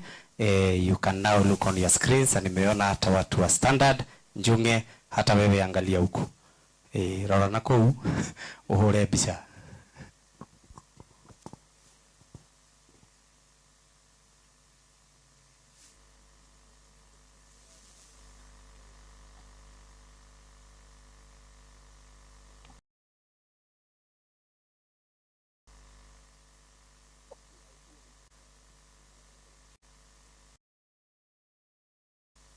Okay, Kabugi ready? All right, I am told you now ready. It is not pre-planned. It was not foreseen.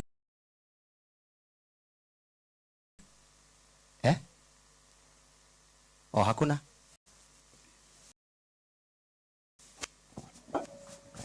Yenye kwa tumalizie naye.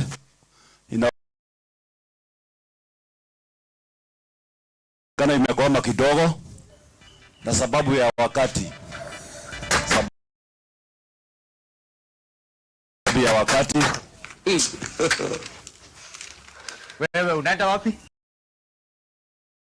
Maandamano dad. Hii government imetuzoea sana. Lazima wajue sisi ni Gen Z. We have to fight for our country and for our rights. Yeah. Okay,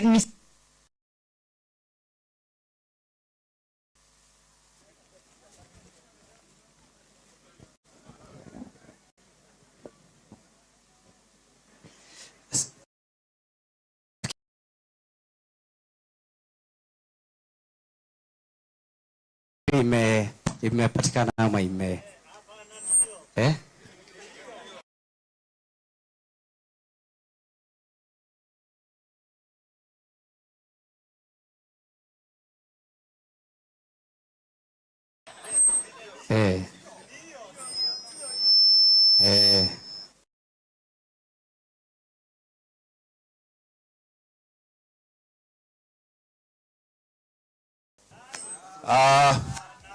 Hello?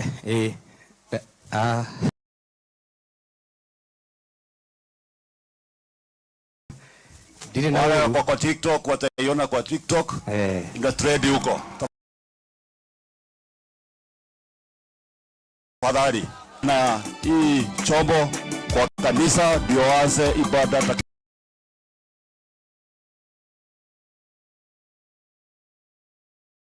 la misa.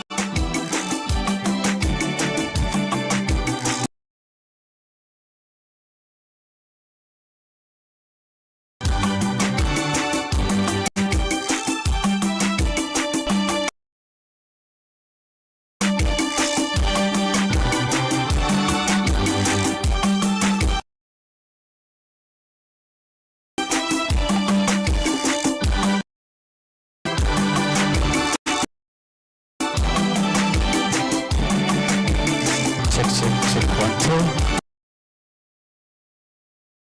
Check.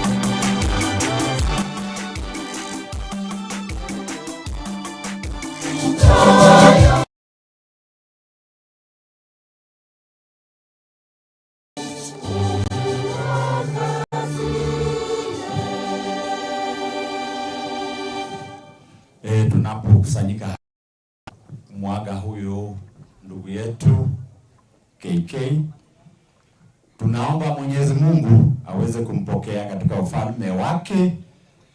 Naombea hoja. Nasi tumekusanyika hapa marafiki wale walimjua. Tunaomba pia msamaha kwa wakati hatukumsaidia, kwa wakati tusaidiana.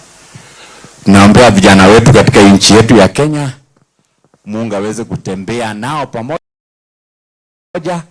kwa magumu wanayopitia. Mungu atembee nayo pamoja njia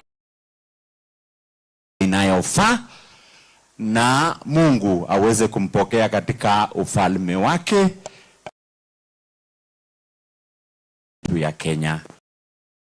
Kwa jina la Baba na la Mwana na Roho Mtakatifu.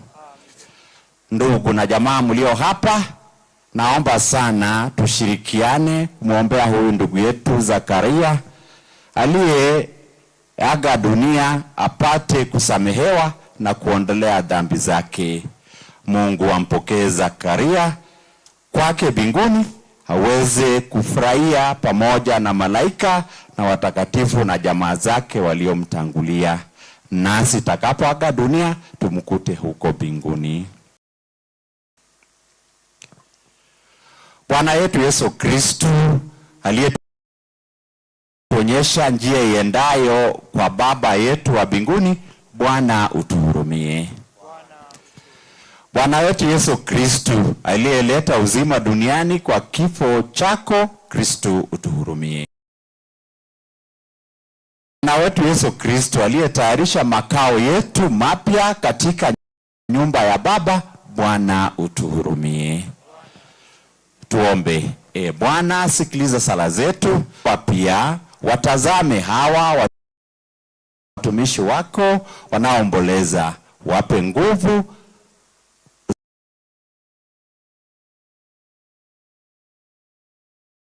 za kuvumilia msiba huu kwa imani. Tujalie sisi zote tuliokutanika hapa, tukutane siku moja na Baba yetu uliye mbinguni. Ufalme wako ufike, utakalo lifanyike duniani kama mbinguni. Utupe leo mkate wetu wa kila siku. Usamehe makosa yetu kama tunavyosamehe na sisi waliotukosea. Usitutie katika kishawishi, tuokoe maovuni. Amina.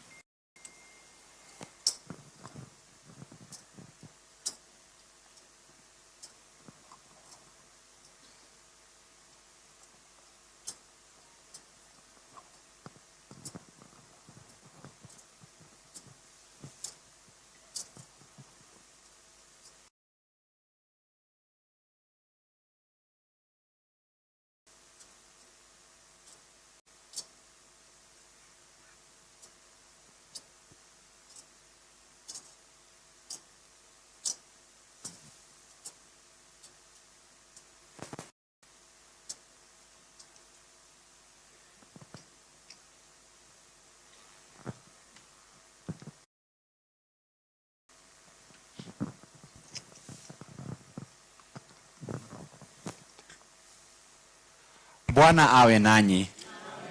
Tusimame wote, tusimame wote. Tuombe. Bwana, sikiliza sala zetu.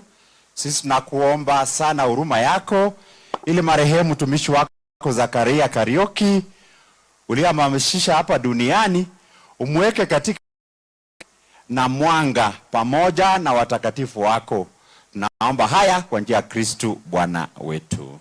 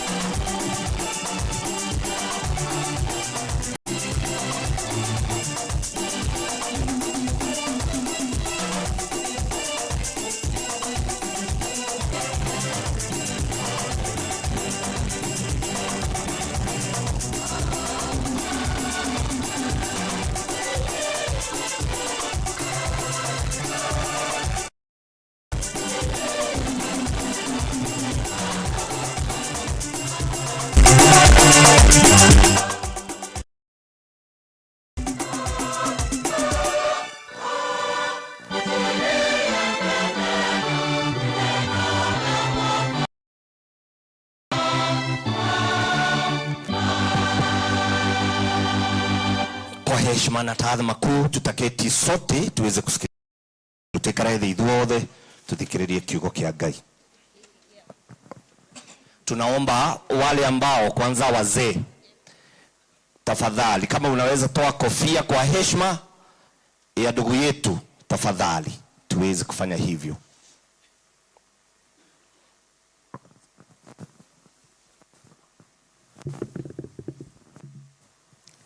Somo katika barua ya pili ya Mtakatifu Paulo kwamba hema yetu iliyo kikao chetu cha duniani inapookolewa, tunalo jengo takalo kwa Mungu, ndiyo nyumba isiyofanywa kwa mikono, bali iliyo nyumba ya milele mbinguni. Kwa hivyo tunachangamka kila wakati, hata tukijua ya kuwa muda tunaokaa mwilini tunakaa ugenini bali na Bwana. Hapo maisha yetu yanategemezwa na imani, si kwa kuona. Hata hivyo tunaona radhi na kupendelea zaidi kuhama mwili na kukaa kwetu kwa Bwana.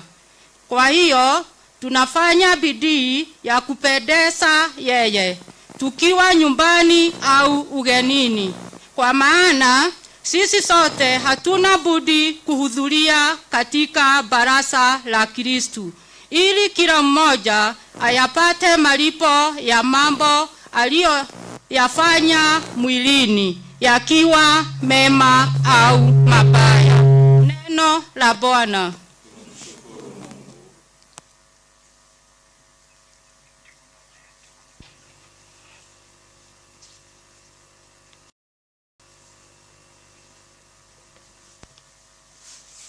Zaburi ya kuitikizana.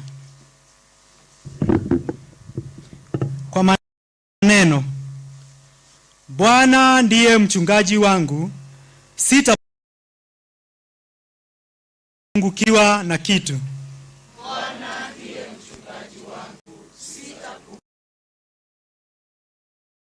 mchungaji wangu, sitapungukiwa na kitu.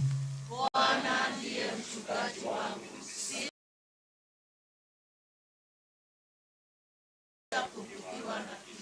kwa kuimba: Bwana ndiye kitu, Bwana ndiye mchungaji wangu,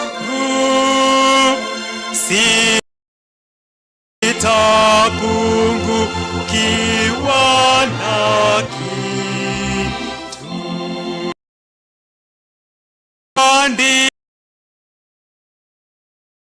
Ndiye mchungaji wangu,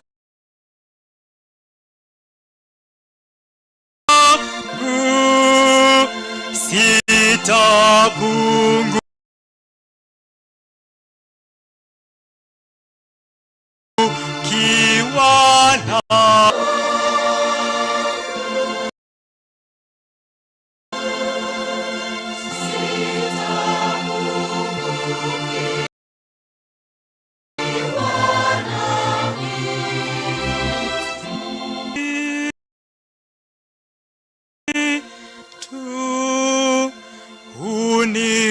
hunipumzisha katika malisho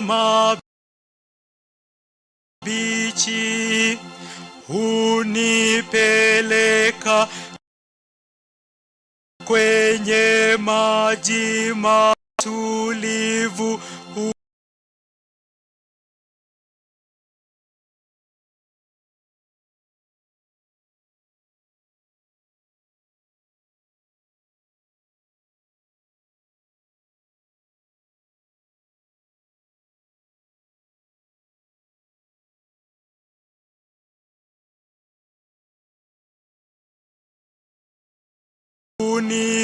unipatia nguvu,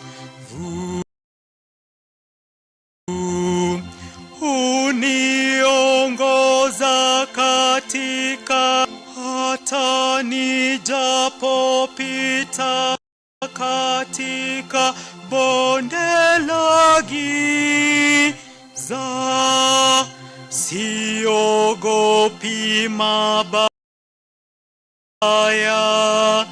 kwani wewe upo pamoja nami. Gongo lako na fimbo yako vyaniituliza.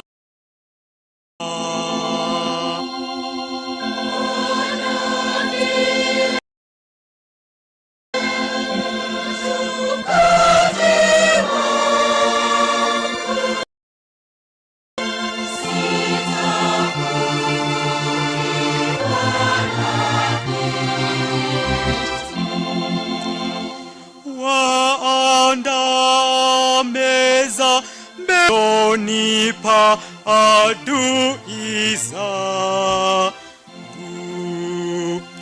umenipaka mafuta kichwani,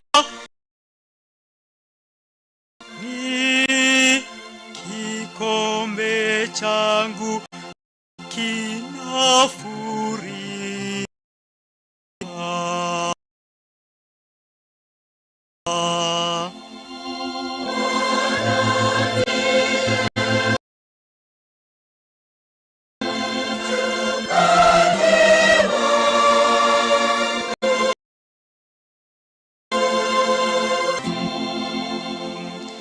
Kweli wema na fadhili zitanifuata siku zote za maisha yangu. Nitaka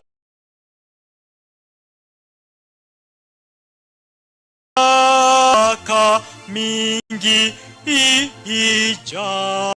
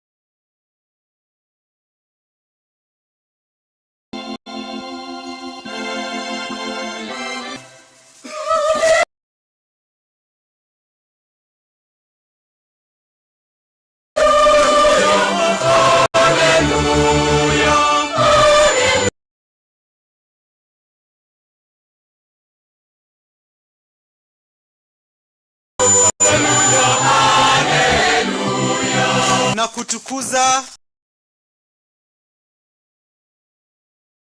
Baba, Bwana wa mbingu na dunia, kwa kuwa umewafunulia watoto wadogo mafumbo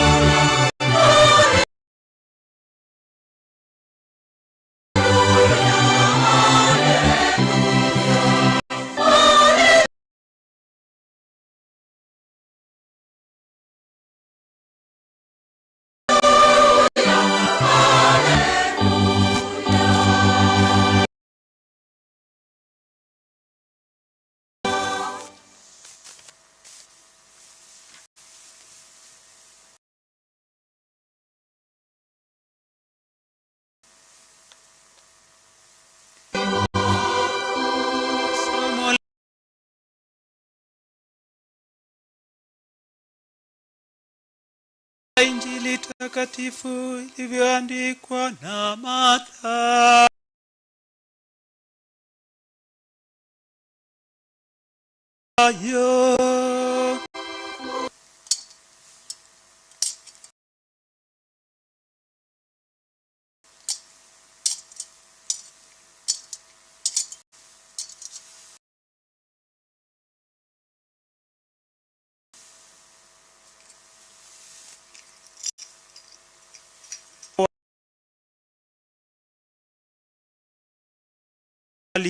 wakatwaa taa zao, wakatoka kumlaki bwana harusi.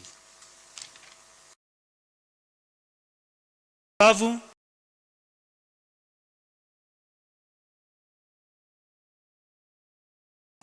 na 5 wenye busara. Wale wapumbavu walitoa taa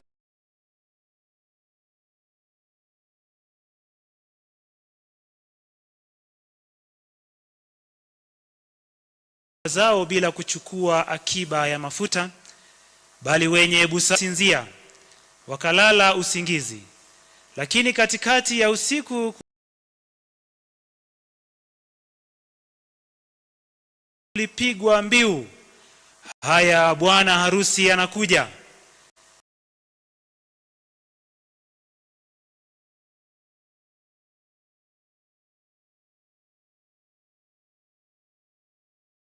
Nende. Wapumbavu wakawaambia wenye busara, mtugawie mafuta yenu, maana taa zetu zinazimika. Lakini wenye busara wakawajibu, sivyo. Mwisho wakaja na wale wanawali wengine wakasema,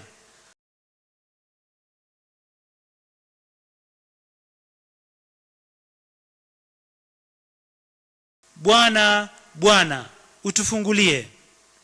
Mjui siku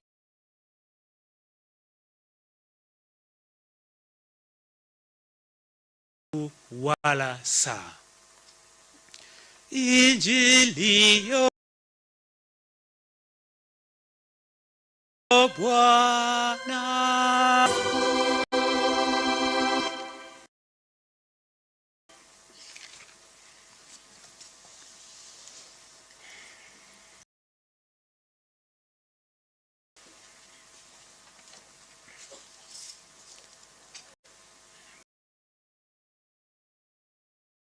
Basi kujua uwepo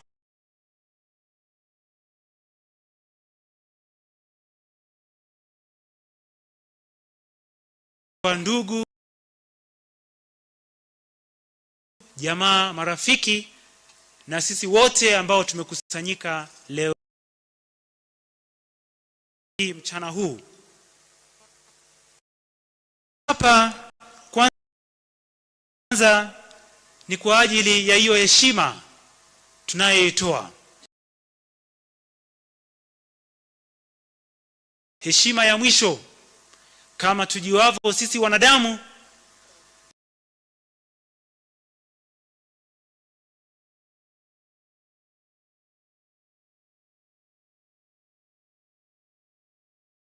tuna harusi, na ya tatu ndio hii ya mwenda zake Zakaria Kariuki. Na katika harusi hizi tatu utatambua kwamba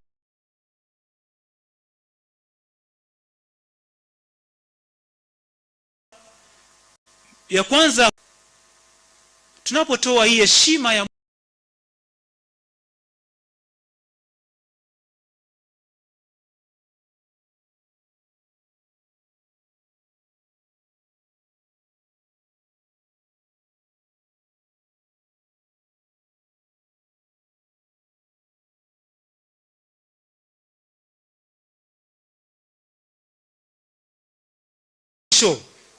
kwa mpendwa wetu Zakaria, tunahari maisha aliyoishi hapa duniani sana.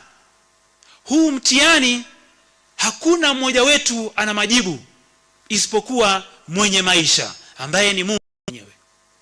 Ingalikuwa mmoja wetu ana majibu ya fumbo la kifo, nina uhakika sisi wote tungeenda kule tuweze kwenda kuuliza, jamani, siku yangu ni lini? Niambie ili niweze kujipanga kikamilifu. Lakini imewekwa kuwa fumu, hakuna mmoja wetu ana majibu ya huu mtihani. Hebu jaribu kutafakari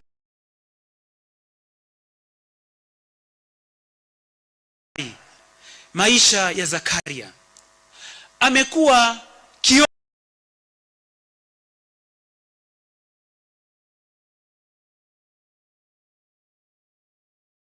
cha jamii kudhihirisha katika hii nchi yetu, na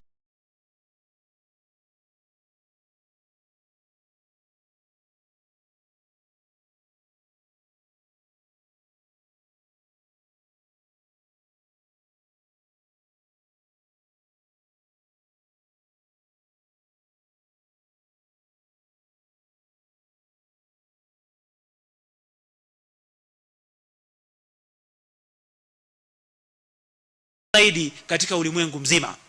Na ndio maana katika ubunifu wake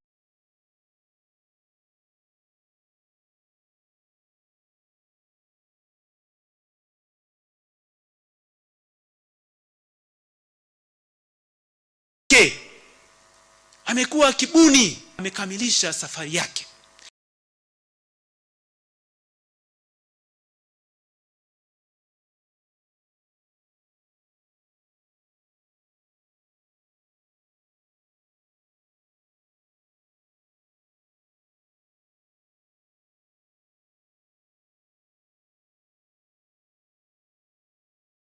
Na ameikamilisha safari yake ya kwamba ametekeleza ule wajibu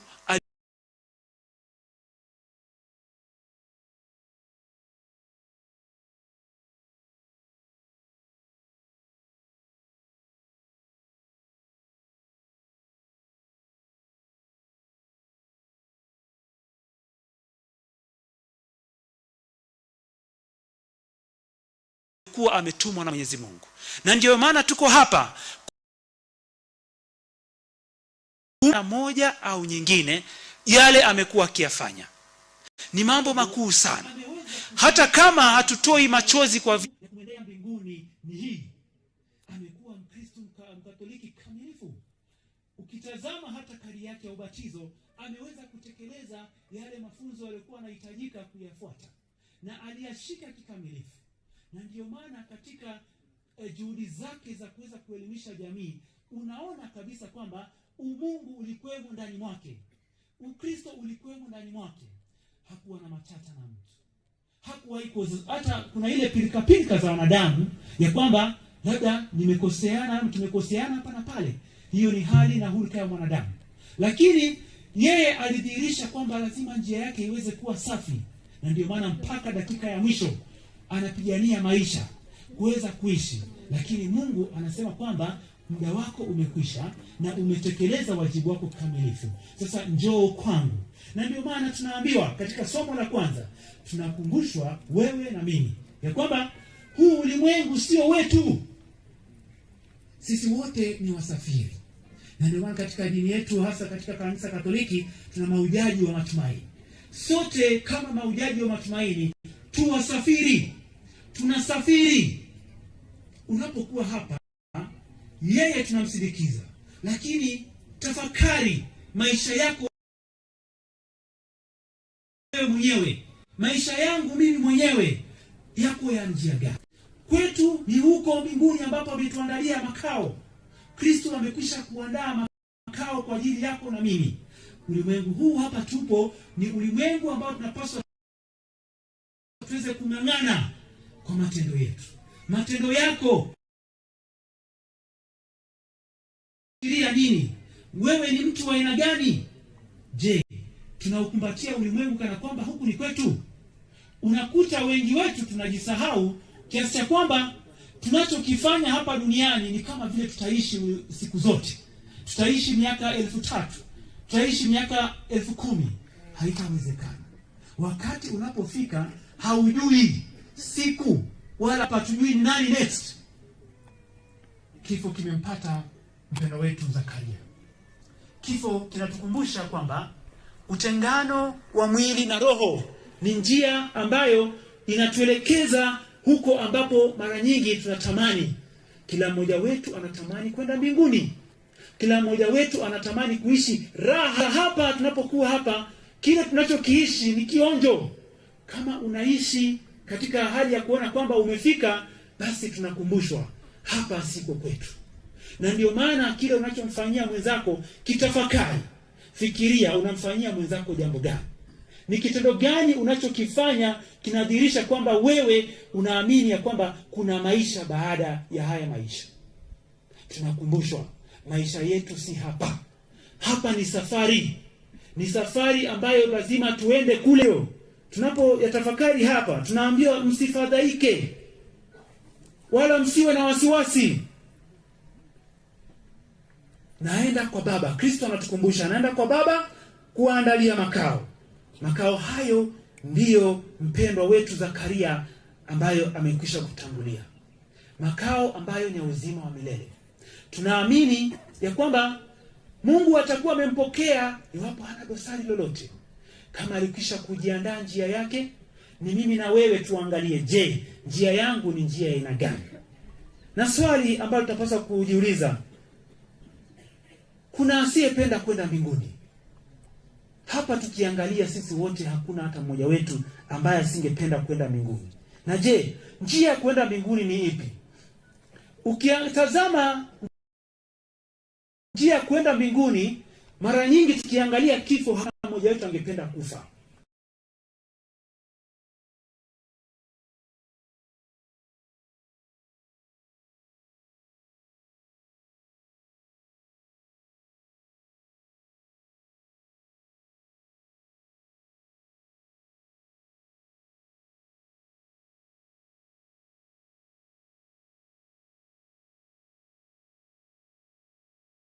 Lakini tunatamani kwenda mbinguni.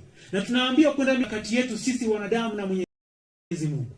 Kupitia wale wazazi wetu wa kwanza walivunja huo uhusiano. Lakini tunaona kwamba huo uhusiano ndio baadaye ulikuja kuleta kifo, uleta haya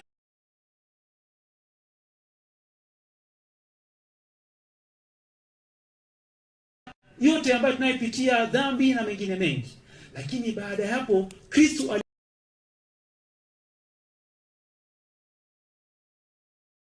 kuja kudhihirisha ule wazi kwamba njia ambayo ya ufufuko ni yeye, lazima tuweze kuifuata.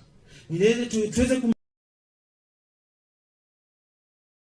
kuulize, je, unatambua imani yako kikamilifu? Wewe katika dhehebu lako. Tuko hapa, wengine ni Waislamu, tuko hapa, wengine ni wa full gospel. Dhehebu tunakokwenda. Lakini tafakari utu, tafakari maisha, haya maisha, kifo, fumbo ambalo wewe huwezi kulifumbua, fumbo ambalo mimi siwezi kulifumbua. Na haya tunapoalikwa leo hii tutafakari, uko katika mkono gani? Zakaria amekwisha kutangaza msimamo wake. Tunapomzika ni kwamba tunadhihirisha kwamba msimamo wake ndio huu. Kuhusu huo msimamo wako, ujue kabisa ninafuata mwelekeo ulio upi. Haya maisha sio yetu. Haya maisha yana mwenyewe. Na kama yana mwenyewe, hatuna ruhusa ya kuweza kuondoa haya maisha. Huna ruhusa ya kuweza kumnyang'anya mwenzako haya maisha. Haya yote ni kwa ajili ya sifa na shukrani kwa Mwenyezi Mungu. Kwa hivyo tutazame nafsi zetu. Tafakari ndani ya moyo wako yale unayatafakari, yale unayawazia. Je, unawazia mambo gani? Ni kipi ambacho unachokitambua kwamba kitaniwezesha kuweza kufikia Mola wangu? Ni njia gani ambayo nitakayoifuata ili nionyeshe kwamba huu ndio mwelekeo nao stahili kuufuata? Tuyatafakari haya kwa kina. Mwisho hasa wa nyakati. Tazama, tunaambiwa kesheni kila wakati. Tukeshe, maana hatujui siku wala saa atakapokuja. Hatujui. Na tunakumbushwa tujaribu kuwa kama hawa wanawali ambao walikuwa ni werevu. Wanawali wale wapumbavu hawakuwa wamejipanga kikamilifu. Na haya mawili, kuna wale ambao ni werevu, wanakwisha kusimama imara katika maisha yao. Wanaweka mipaka, wanajua kabisa hii njia ninayoifuata itanisaidia. Tazama, wanawali wale wajinga hawakuwa wamejiandaa. Na hivyo basi natukumbusha kwamba sisi kujiandaa. Tunaalikwa tujiandae kikamilifu. kwa maana hatujui siku wala saa atakapokuja, na atakapokuja anakuja bila kubisha. Hakuna siku utasikia kifo kimebisha mlango. Mara nyingine utajiuliza kwa nini ndugu Zakaria alikuwa anajaribu kabisa hata kwenda kwa ajili ya kupata matibabu ili kuahirisha siku ya kufa. Lakini Mungu anasema kwamba hata kama wangeweza kupata matibabu yale, au kama kulikuwa na mbinu ya kumsaidia, kama muda umefika, hakuna kizuizi chochote. Hakuna yule anaweza kukizuia. Kwa hivyo tuwe kama hawa wanawali waerevu. Tuwe na taa zetu zinawaka. Taa zetu kuwaka ni matendo yetu. Matendo yako yaweze kudhihirisha wewe ni mtu wa aina gani. Na mtu wa aina gani inatakiwa ni kwamba uwe na utu ndani mwako. Tazama mwenzako kile unachotakiwa kukifanya. Wewe upendi kukanyagwa. Kama upendi kukanyagwa, kwa nini umkanyage mwenzio? Kama upendi kudhulumiwa, kwa nini umdhulumu mwenzako? Kama upendi kunyanyaswa, kwa nini umnyanyase mwenzio? Haya ni maswala ambayo tunapaswa kutafakari kuanzia viongozi hadi mahali ambapo tupo. Maana tunaambiwa kifo hakitambui wewe ni nani.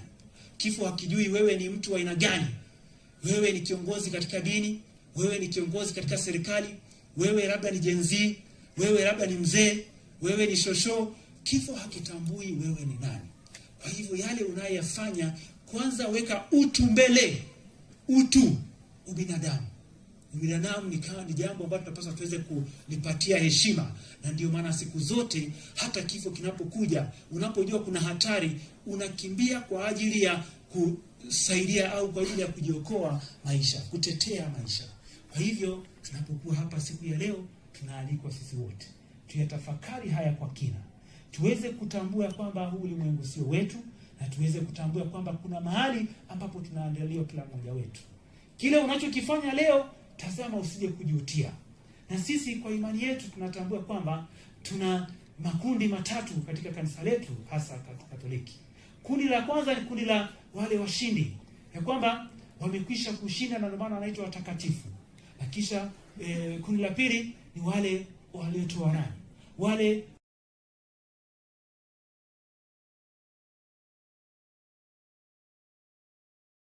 ambao wanahitaji msaada wa maombi yetu, wamekufa. Labda tutafakari kwa kina.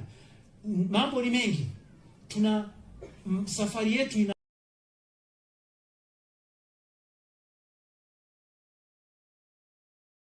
mambo ambayo ni mazito, changamoto nyingi, lakini katika changamoto hizi tutazishinda iwapo tunatambua tunamhitaji Kristo katika maisha yetu. Na tunaposafiri, tusafiri tukijua kwamba sisi wote tunapaswa kuwa na upendo ambao Zakaria vile vile aliweza kudhihirisha. Tusafiri tukitambua kwamba siku moja tutalala kama yeye alivyolala hapa. Na tunapolala, je, watu watakuja umati kama huu kuonyesha kwamba tuligusa moyo wa kila mmoja? Tafakari haya kwa kuweza kumrudia Mola wetu. Tumsifu Yesu Kristo.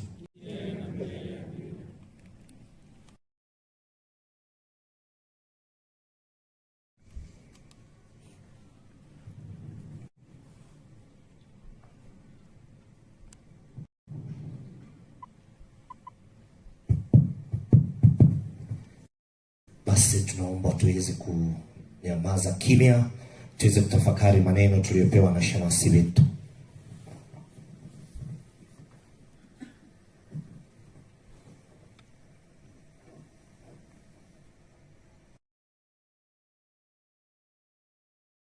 Tunaomba tuweze kusimama wote kwa sala za waumini tukiongozwa na baba paroko wetu, na kwa wale ambao wamejitayarisha kwa maombi hayo wanaomba kujongea hapa mbele. Alia merukoroma gitogoria mahoya makiridi moke haha mbele.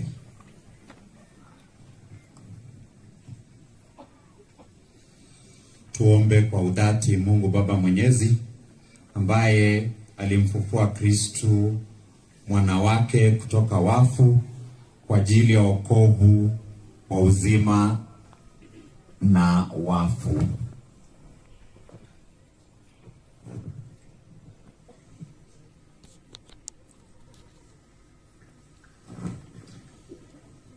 Rekai toe nĩ ũndũ wa kanitha theru ya Ngai. Mathani ithe witũ we ũtũũraga mĩrĩ na mĩndĩ, we wendire kũgĩa kanitha mathani witũ na hĩndĩ ĩrĩa wambĩrĩirie rũrĩrĩ rwa Israeli, ũkĩenda ĩtuĩke gĩtongoria mathani witũ gĩa gũtũtwara kũu matu-inĩ, ũtũũranie nawe. Twahoya rĩu mathani witũ nĩ ũndũ wa kanitha ĩyo theru, wĩtĩkĩre kũmĩtongoria na ũũgĩ waku mathani witũ, na makĩria kũmĩitĩrĩria roho waku mũtheru arĩ guo theri na njĩra ya gũtuonia gũthiĩ matu-inĩ. Gĩikũrũkie roho waku kũrĩa theru na batĩrĩ othe, ona arĩa othe marĩithagia rũũru rwaku mwathani witũ, maikũrũkĩrie wega waku mwathani witũ, na nĩgetha matuĩke mũrĩithi mwega akũrĩithagia ng'ondu, na nĩgetha magacoka gũcikinyia thĩinĩ wa gĩikaro kĩao gĩa tene na tene. Mwathani ũtũigue. O rĩngĩ nĩ twacokia ngatho twĩ gĩikaro-inĩ gĩkĩ, tukiumagaria ũmwe witũ baba nĩ tũrakwĩra nĩ thengio nĩ ũndũ wa ũguo arokire gũtwarahũra na watũtwara mocarĩ na wacoka gũtũcokia gĩikaro-inĩ gĩkĩ. Nĩ tũrahoera bamĩrĩ tũgakũria baba ũmahe thayũ, ũmahe gwĩtĩkĩra ũrĩa kũhianĩte, ona ũcoke kũmaikũrũkĩria roho waku mũtheru na ũmongerere wĩtĩkio. Nĩ tũratega ciana citũ baba iria tuĩkaga kũmarathima na kũmahe mwĩhoko na kũmonia ona rũciũ rwĩkuo, na mwathani ndamatiganĩirie arĩ o hamwe nao. Tũratega aciari aitũ othe baba aya macio tũkiuga mwathani ũtũigue. Mwathani twaũthaitha ũtũigue. Tũracokia ngatho rũcinĩ rũrũ rwa mũthenya wa ũmũthĩ mwathani, nĩ tondũ ũguo ũrĩkirie gũtũhe mĩhũmũ ya muoyo, ũgima wa mwĩrĩ ona meciria mega mwathani, na nĩgetha tũtũngane haha ithuothe mwathani nĩ ũndũ wa Kariũki. Mwathani nĩ tũragũcokeria ngatho tondũ nĩ tũhete bũrũri mwega, bũrũri Ngai ithe witũ wa matu-inĩ, tũgĩte ona tũkagĩa na indo Ngai ithe witũ wa matu-inĩ cia gũtũteithia ona cia gũteithia bũrũri ũyũ witũ mwathani. Nĩ tũrakũhoya Jehova Ngai ũtũhe thayũ, thayũ ũrĩa umaga na kũrĩ we, atongoria mahe thayũ, atongoria mahe gũthikanĩrĩria ona tũigua mwathani ithuĩ twamathurire, nĩ tondũ twamathurire nĩgetha tũteithanie nao na nĩgetha tũhote gũkũria bũrũri witũ. Tũrakũhoya ũguo nĩ ũndũ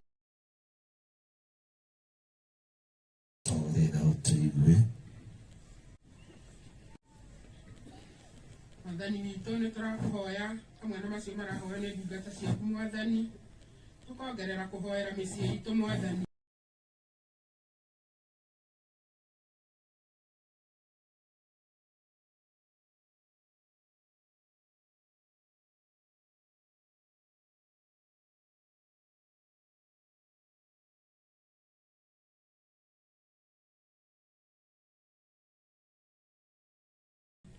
Tondũ nĩ ũtũhete mĩciĩ ona kũrĩ andũ arĩa agima mwathani, mongerere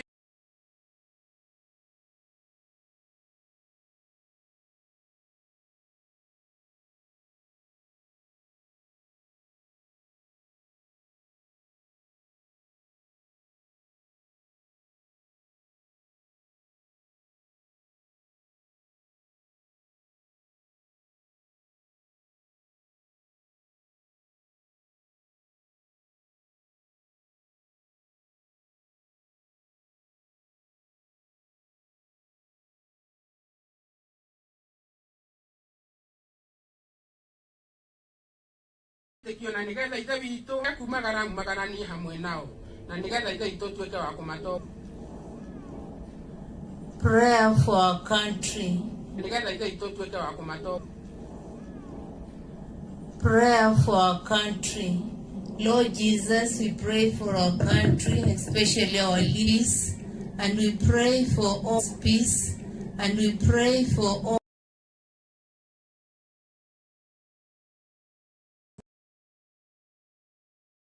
the citizens that we may be able, we come to send that we may be able, we come to send our brother off. You may give us the peace and the consolation which comes from the Lord.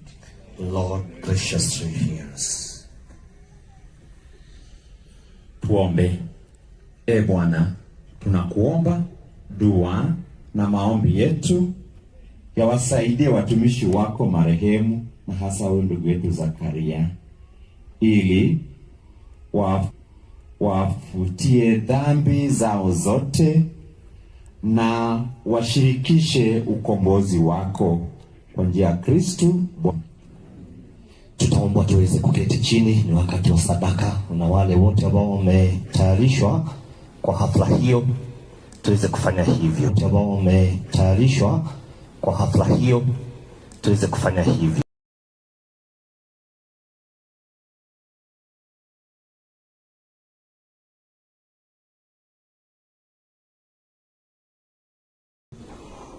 Kwaya muweze kutuongoza kwa hiyo.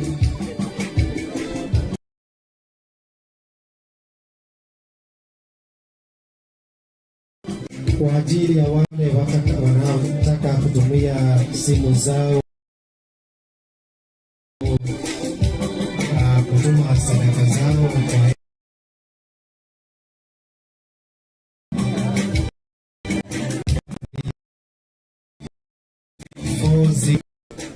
4019 Paybill number 4019227.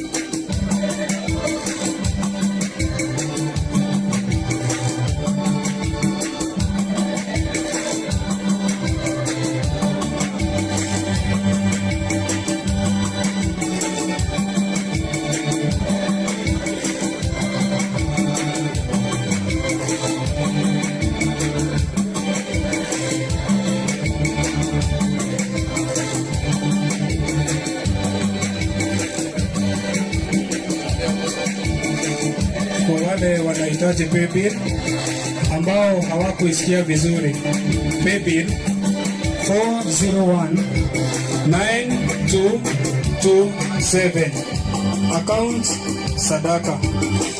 Nirudie tena, paybill 4019227, account number sadaka.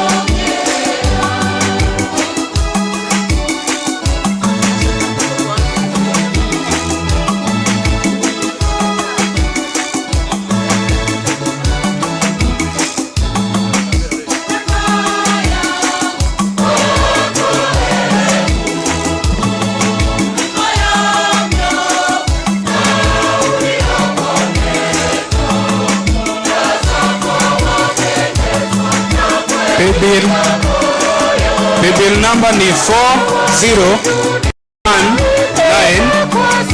40192227. Account number Sadaka.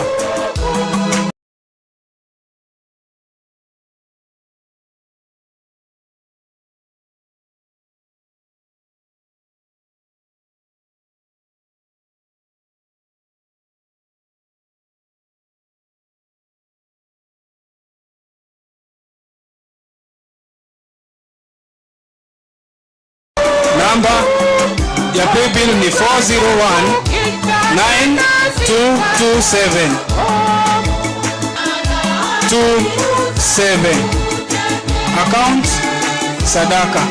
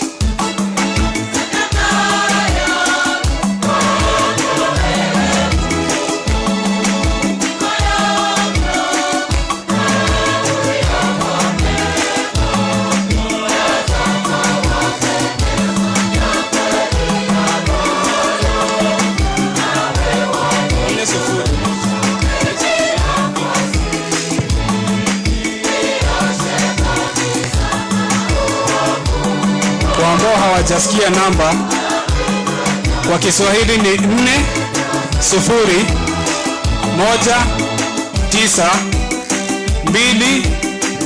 40192227. Tunaomba sote tuweze kusimama kwa sababu ya kuleta matoleo yetu hapa mbele.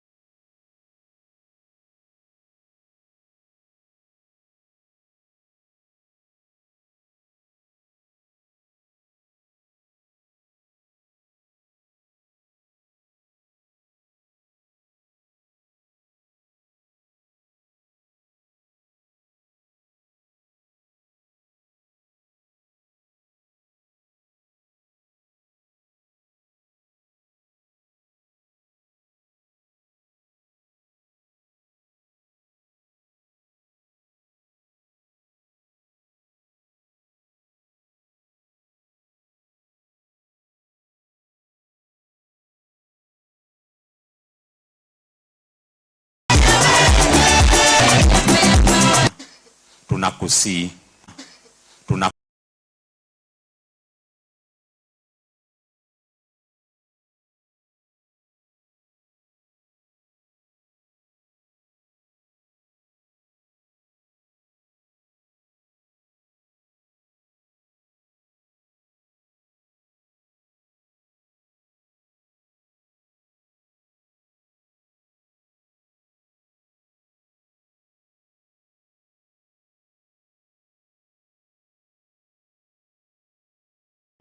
maana uzima waamini wako e Bwana hauondolei ila ugeuzwa tu, na hao wanapata makao ya milele mbinguni, yakwisha bomolewa makao ya hapa duniani. Kwa sababu hiyo sisi pamoja na malaika wakuu pamoja na viti vya enzi na miliki na pamoja na majeshi yote malaika wa mbinguni tunaimba utenzi wa utukufu wako tukisema bila mwisho.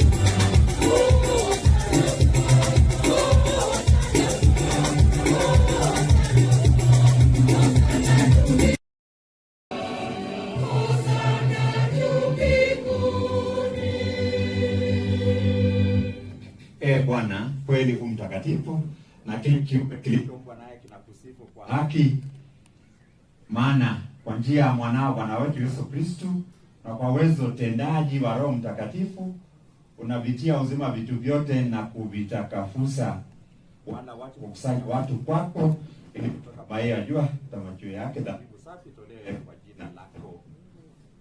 Basi Bwana tunakusiko nyenyekevu vipaji hivi ambayo tunakutolea, ilo vitakaze, upende kuvitakafusa kwa roho wa huo, ili viwe kwetu mwili na damu ya mwanao Bwana wetu Yesu Kristo, aliamuru tuadhimishe mafumbo haya.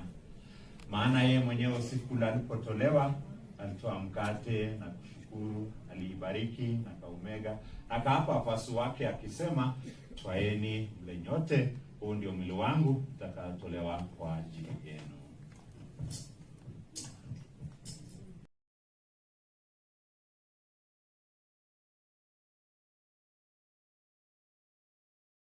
Mwili wangu utakaotolewa kwa ajili yenu.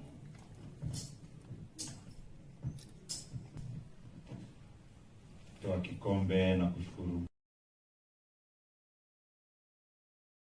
Twaeni mnywe nyote, hiki ndicho kikombe cha damu yangu, damu ya agano jipya na la milele, itakaomwagika kwa ajili yenu na kwa ajili ya wengi kwa maondoleo ya dhambi. Fanyeni hivi kwa ukumbusho wangu.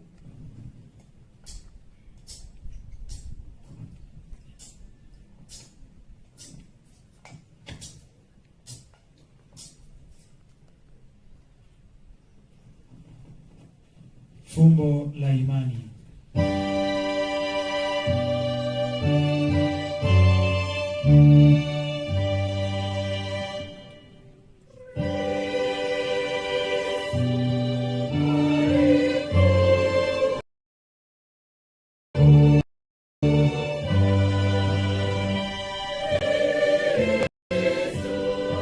Yesu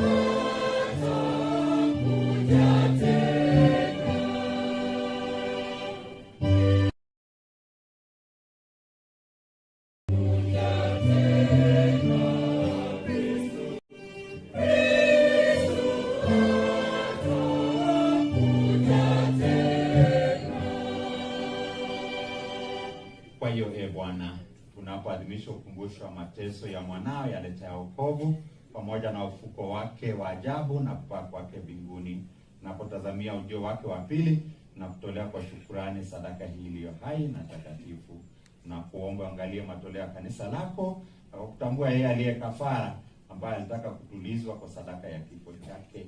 Tujalie sisi natiwa nguvu na mwili kwa mwili na damu ya mwanao, na kujaza Roho wake Mtakatifu, tupate kuwa mwili moja na roho moja katika Kristo. Yeye atufanye sisi tuwe kwako sadaka timilifu ya milele, ili tuweze kupata urithi pamoja na wateule wako, kwanza kabisa pamoja na Bikira Maria mwenye heri, mama wa Mungu, na Mtakatifu Yosefu mume wake huyo Bikira, na mitume wako wenye heri na mashahidi wako watukufu, Mtakatifu Zakaria, watakatifu mashahidi wa Uganda, na watakatifu wote ambao tunategemea kupata daima msaada wa maombezi yao mbele zako. Tunakuomba Bwana, huyo aliye kafara na upatanisho wetu, alete amani na wokovu duniani kote, upende kulimarisha katika hendo kanisa lako linalosafiri hapa duniani, pamoja na mtumishi wako Baba Mtakatifu wetu Leo wa 14, na askofu wetu mkuu Mhashamu Filipo, msaidizi wake Daudi, pamoja na maaskofu wote, waklero wote na watu wote unaowafanya kuwa taifa lako. Usikilize kwa wema sala za jamaa hii uliota hapa mbele yako. Baba uliye mtakatifu, kwa huruma yako wakusanye kwako wanao wote waliotawanika popote duniani.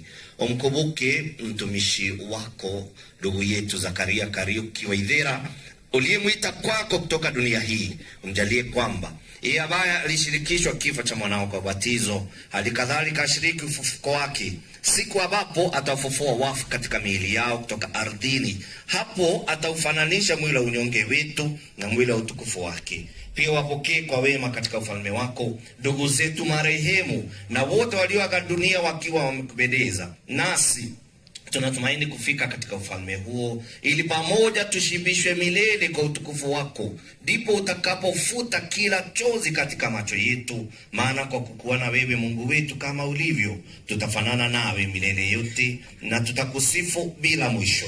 Kwa ajili ya Kristo Bwana wetu, ambaye kwa ajili yake unaujalia ulimwengu mema yote.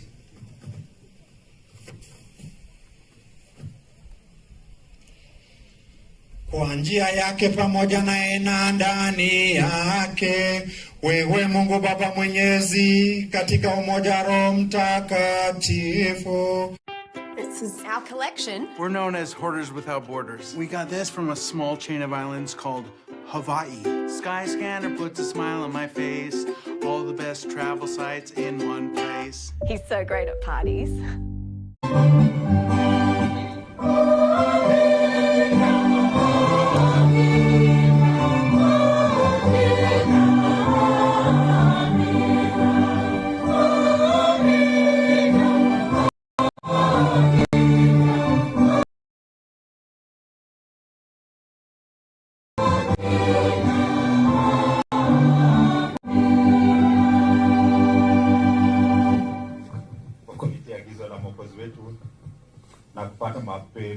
na kufuata mafundisho yake ya kimungu, tunathubutu kusema Baba yetu uliye mbinguni, ufalme wako ufike, utakalo lifanyike duniani kama mbinguni. Utupe leo mkate wetu wa kila siku, usamehe makosa yetu kama tunavyosamehe katika kishawishi. Bwana, tunakuomba tuokoe katika maovu yote, tujalie kwa wema amani maishani mwetu, kusudi kwa msaada wa huruma yako tuokolewe daima na dhambi. Bwana, tusifadhaishe na jambo lolote, tunapotazamia tumaini lenye heri na ujio wa Mwokozi wetu Yesu Kristo. Kwa ufalme wako na nguvu na utukufu. Tuombe nchi yetu ya Kenya, tunaipenda. Mungu atujalie amani. Tuombe vijana wetu wanapitia magumu katika maisha.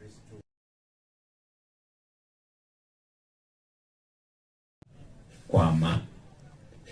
Bwana Yesu Kristo, uliambia mitume wako, amani na wacheni, amani yangu na hapa. Tazame dhambi zetu, kanisa lako, kujalia amani na umoja kama ilivyo mapenzi yako, na ishi na kutawala daima na milele. Amen. Amani ya Bwana iwe daima nanyi.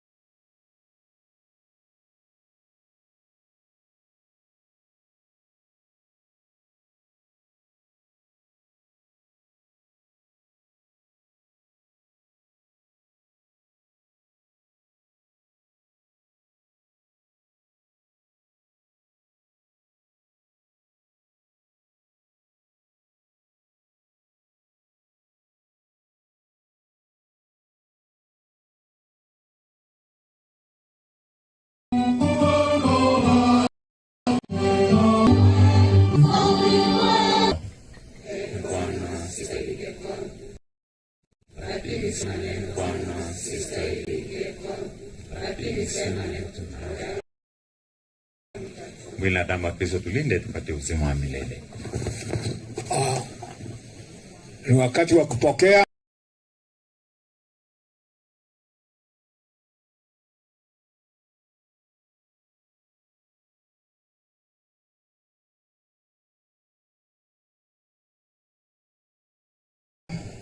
Tunakaribisha tu Wakatoliki na ni wale wametayarisha mobi na monokia wakwa idahera na ndaigwaru mobi na monokia wakwa idahera na ndaigwaru amne dakomenre aku dikanesho gokorakaria na ningothengera maundu-ini mothe makwiriirie na ningothengera maundu-ini mothe makwiriirie witikia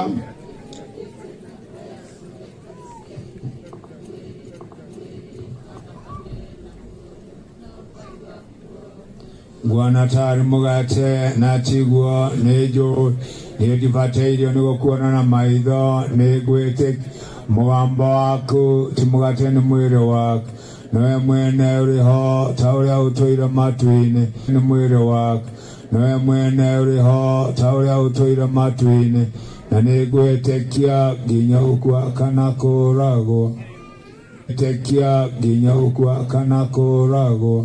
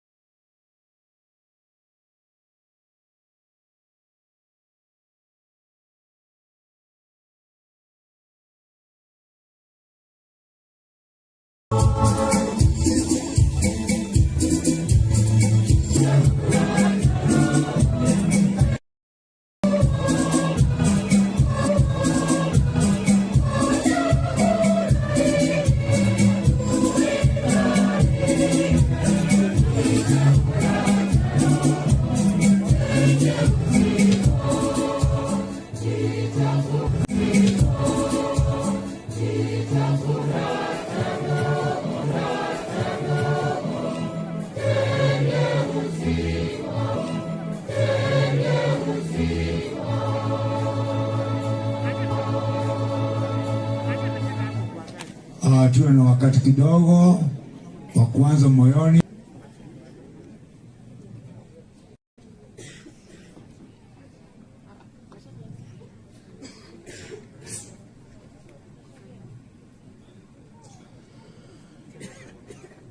Ihoya kuri ngoro ya Yesu na uri arwendo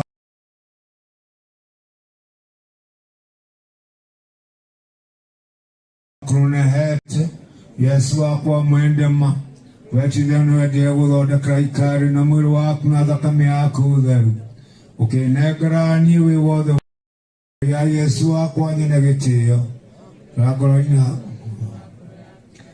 nĩgetha ngĩona thĩinĩ wayo monio maku mothe mathaka ma rwenda nĩmenya ona niĩ ngwenda Ngai ũrĩa ũnyonete itũra icio nene ũguo cia rwendo nĩ gũtua muoyo wa Yesu Yesu ndathime mwĩrĩ wa Yesu honi thakame ya Yesu nyũmĩrĩri maĩ ma mbaru cia Yesu mathambie itandio rũrĩa Yesu rĩng'une Yesu mwega ũnjigue ũithe kũraro-inĩ ciaku ndũkanandekie ona rĩ ũndeithie mbara-inĩ ya shaitani ikwĩro-inĩ rĩakwa ũnjĩte gwaku hotithia ngũkinyĩre athaga na atheru othe magana-inĩ mothe ma mĩaka nĩ gũtuĩka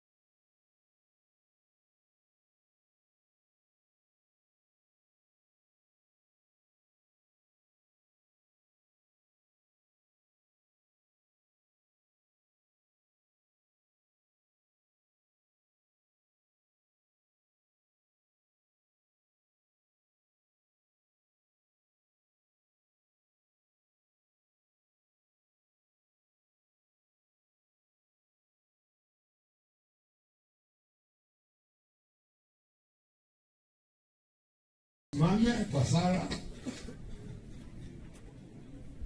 Kumjalia ndugu yetu Zakaria Karioki afike kwenye karamu ya milele ya Kristu anaishi na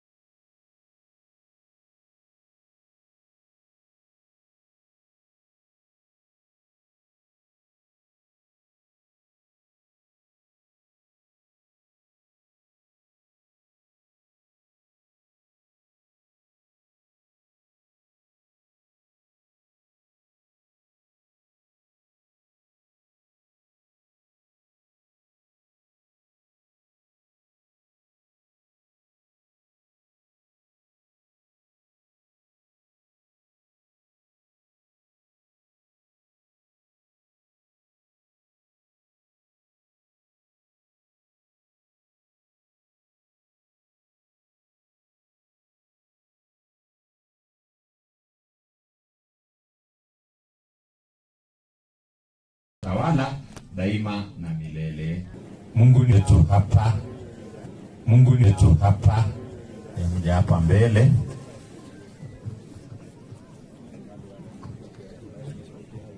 Okay. Watasema tu majina. Tuanze upande huu.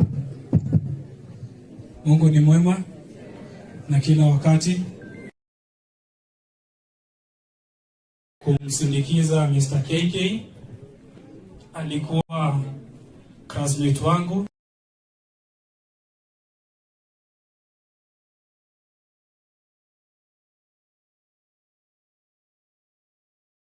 Since nursery hadi form 4.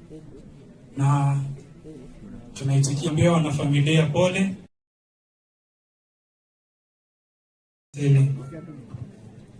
God is good and all the times. Kwa majina naitwa Nahashon Washira, nami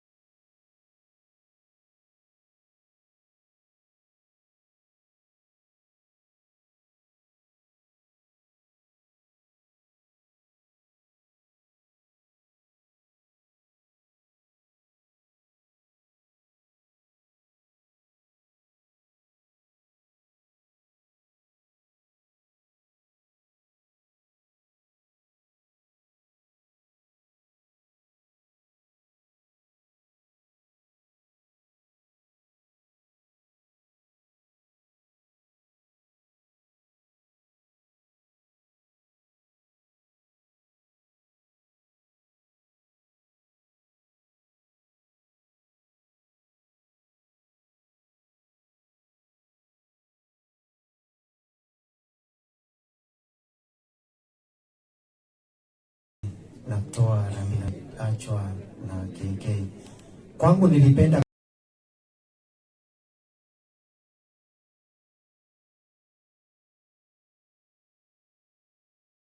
nadhani ndio maana mmesikia Kiswahili kidogo kimenyoka.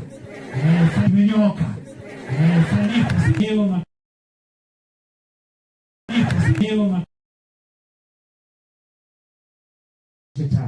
Mbarikiwe sana.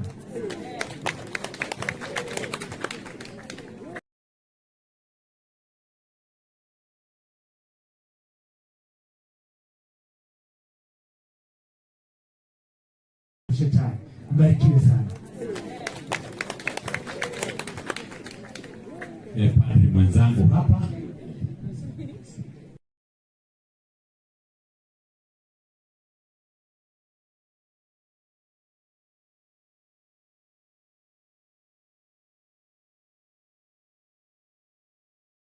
Tumaini pamoja katika sala.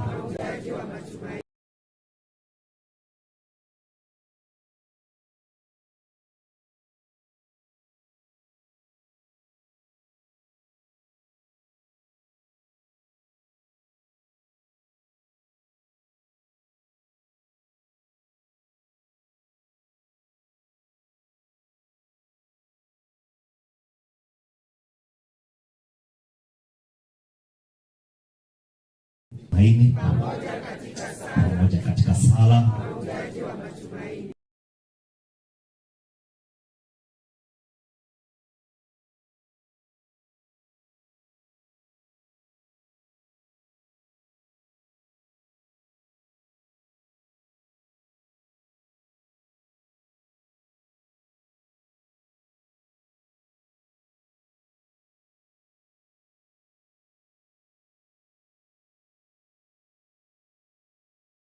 Mimi napenda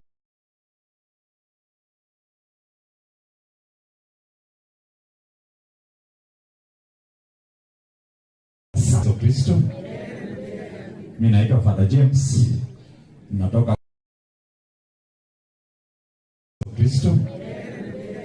Mimi naitwa Father James.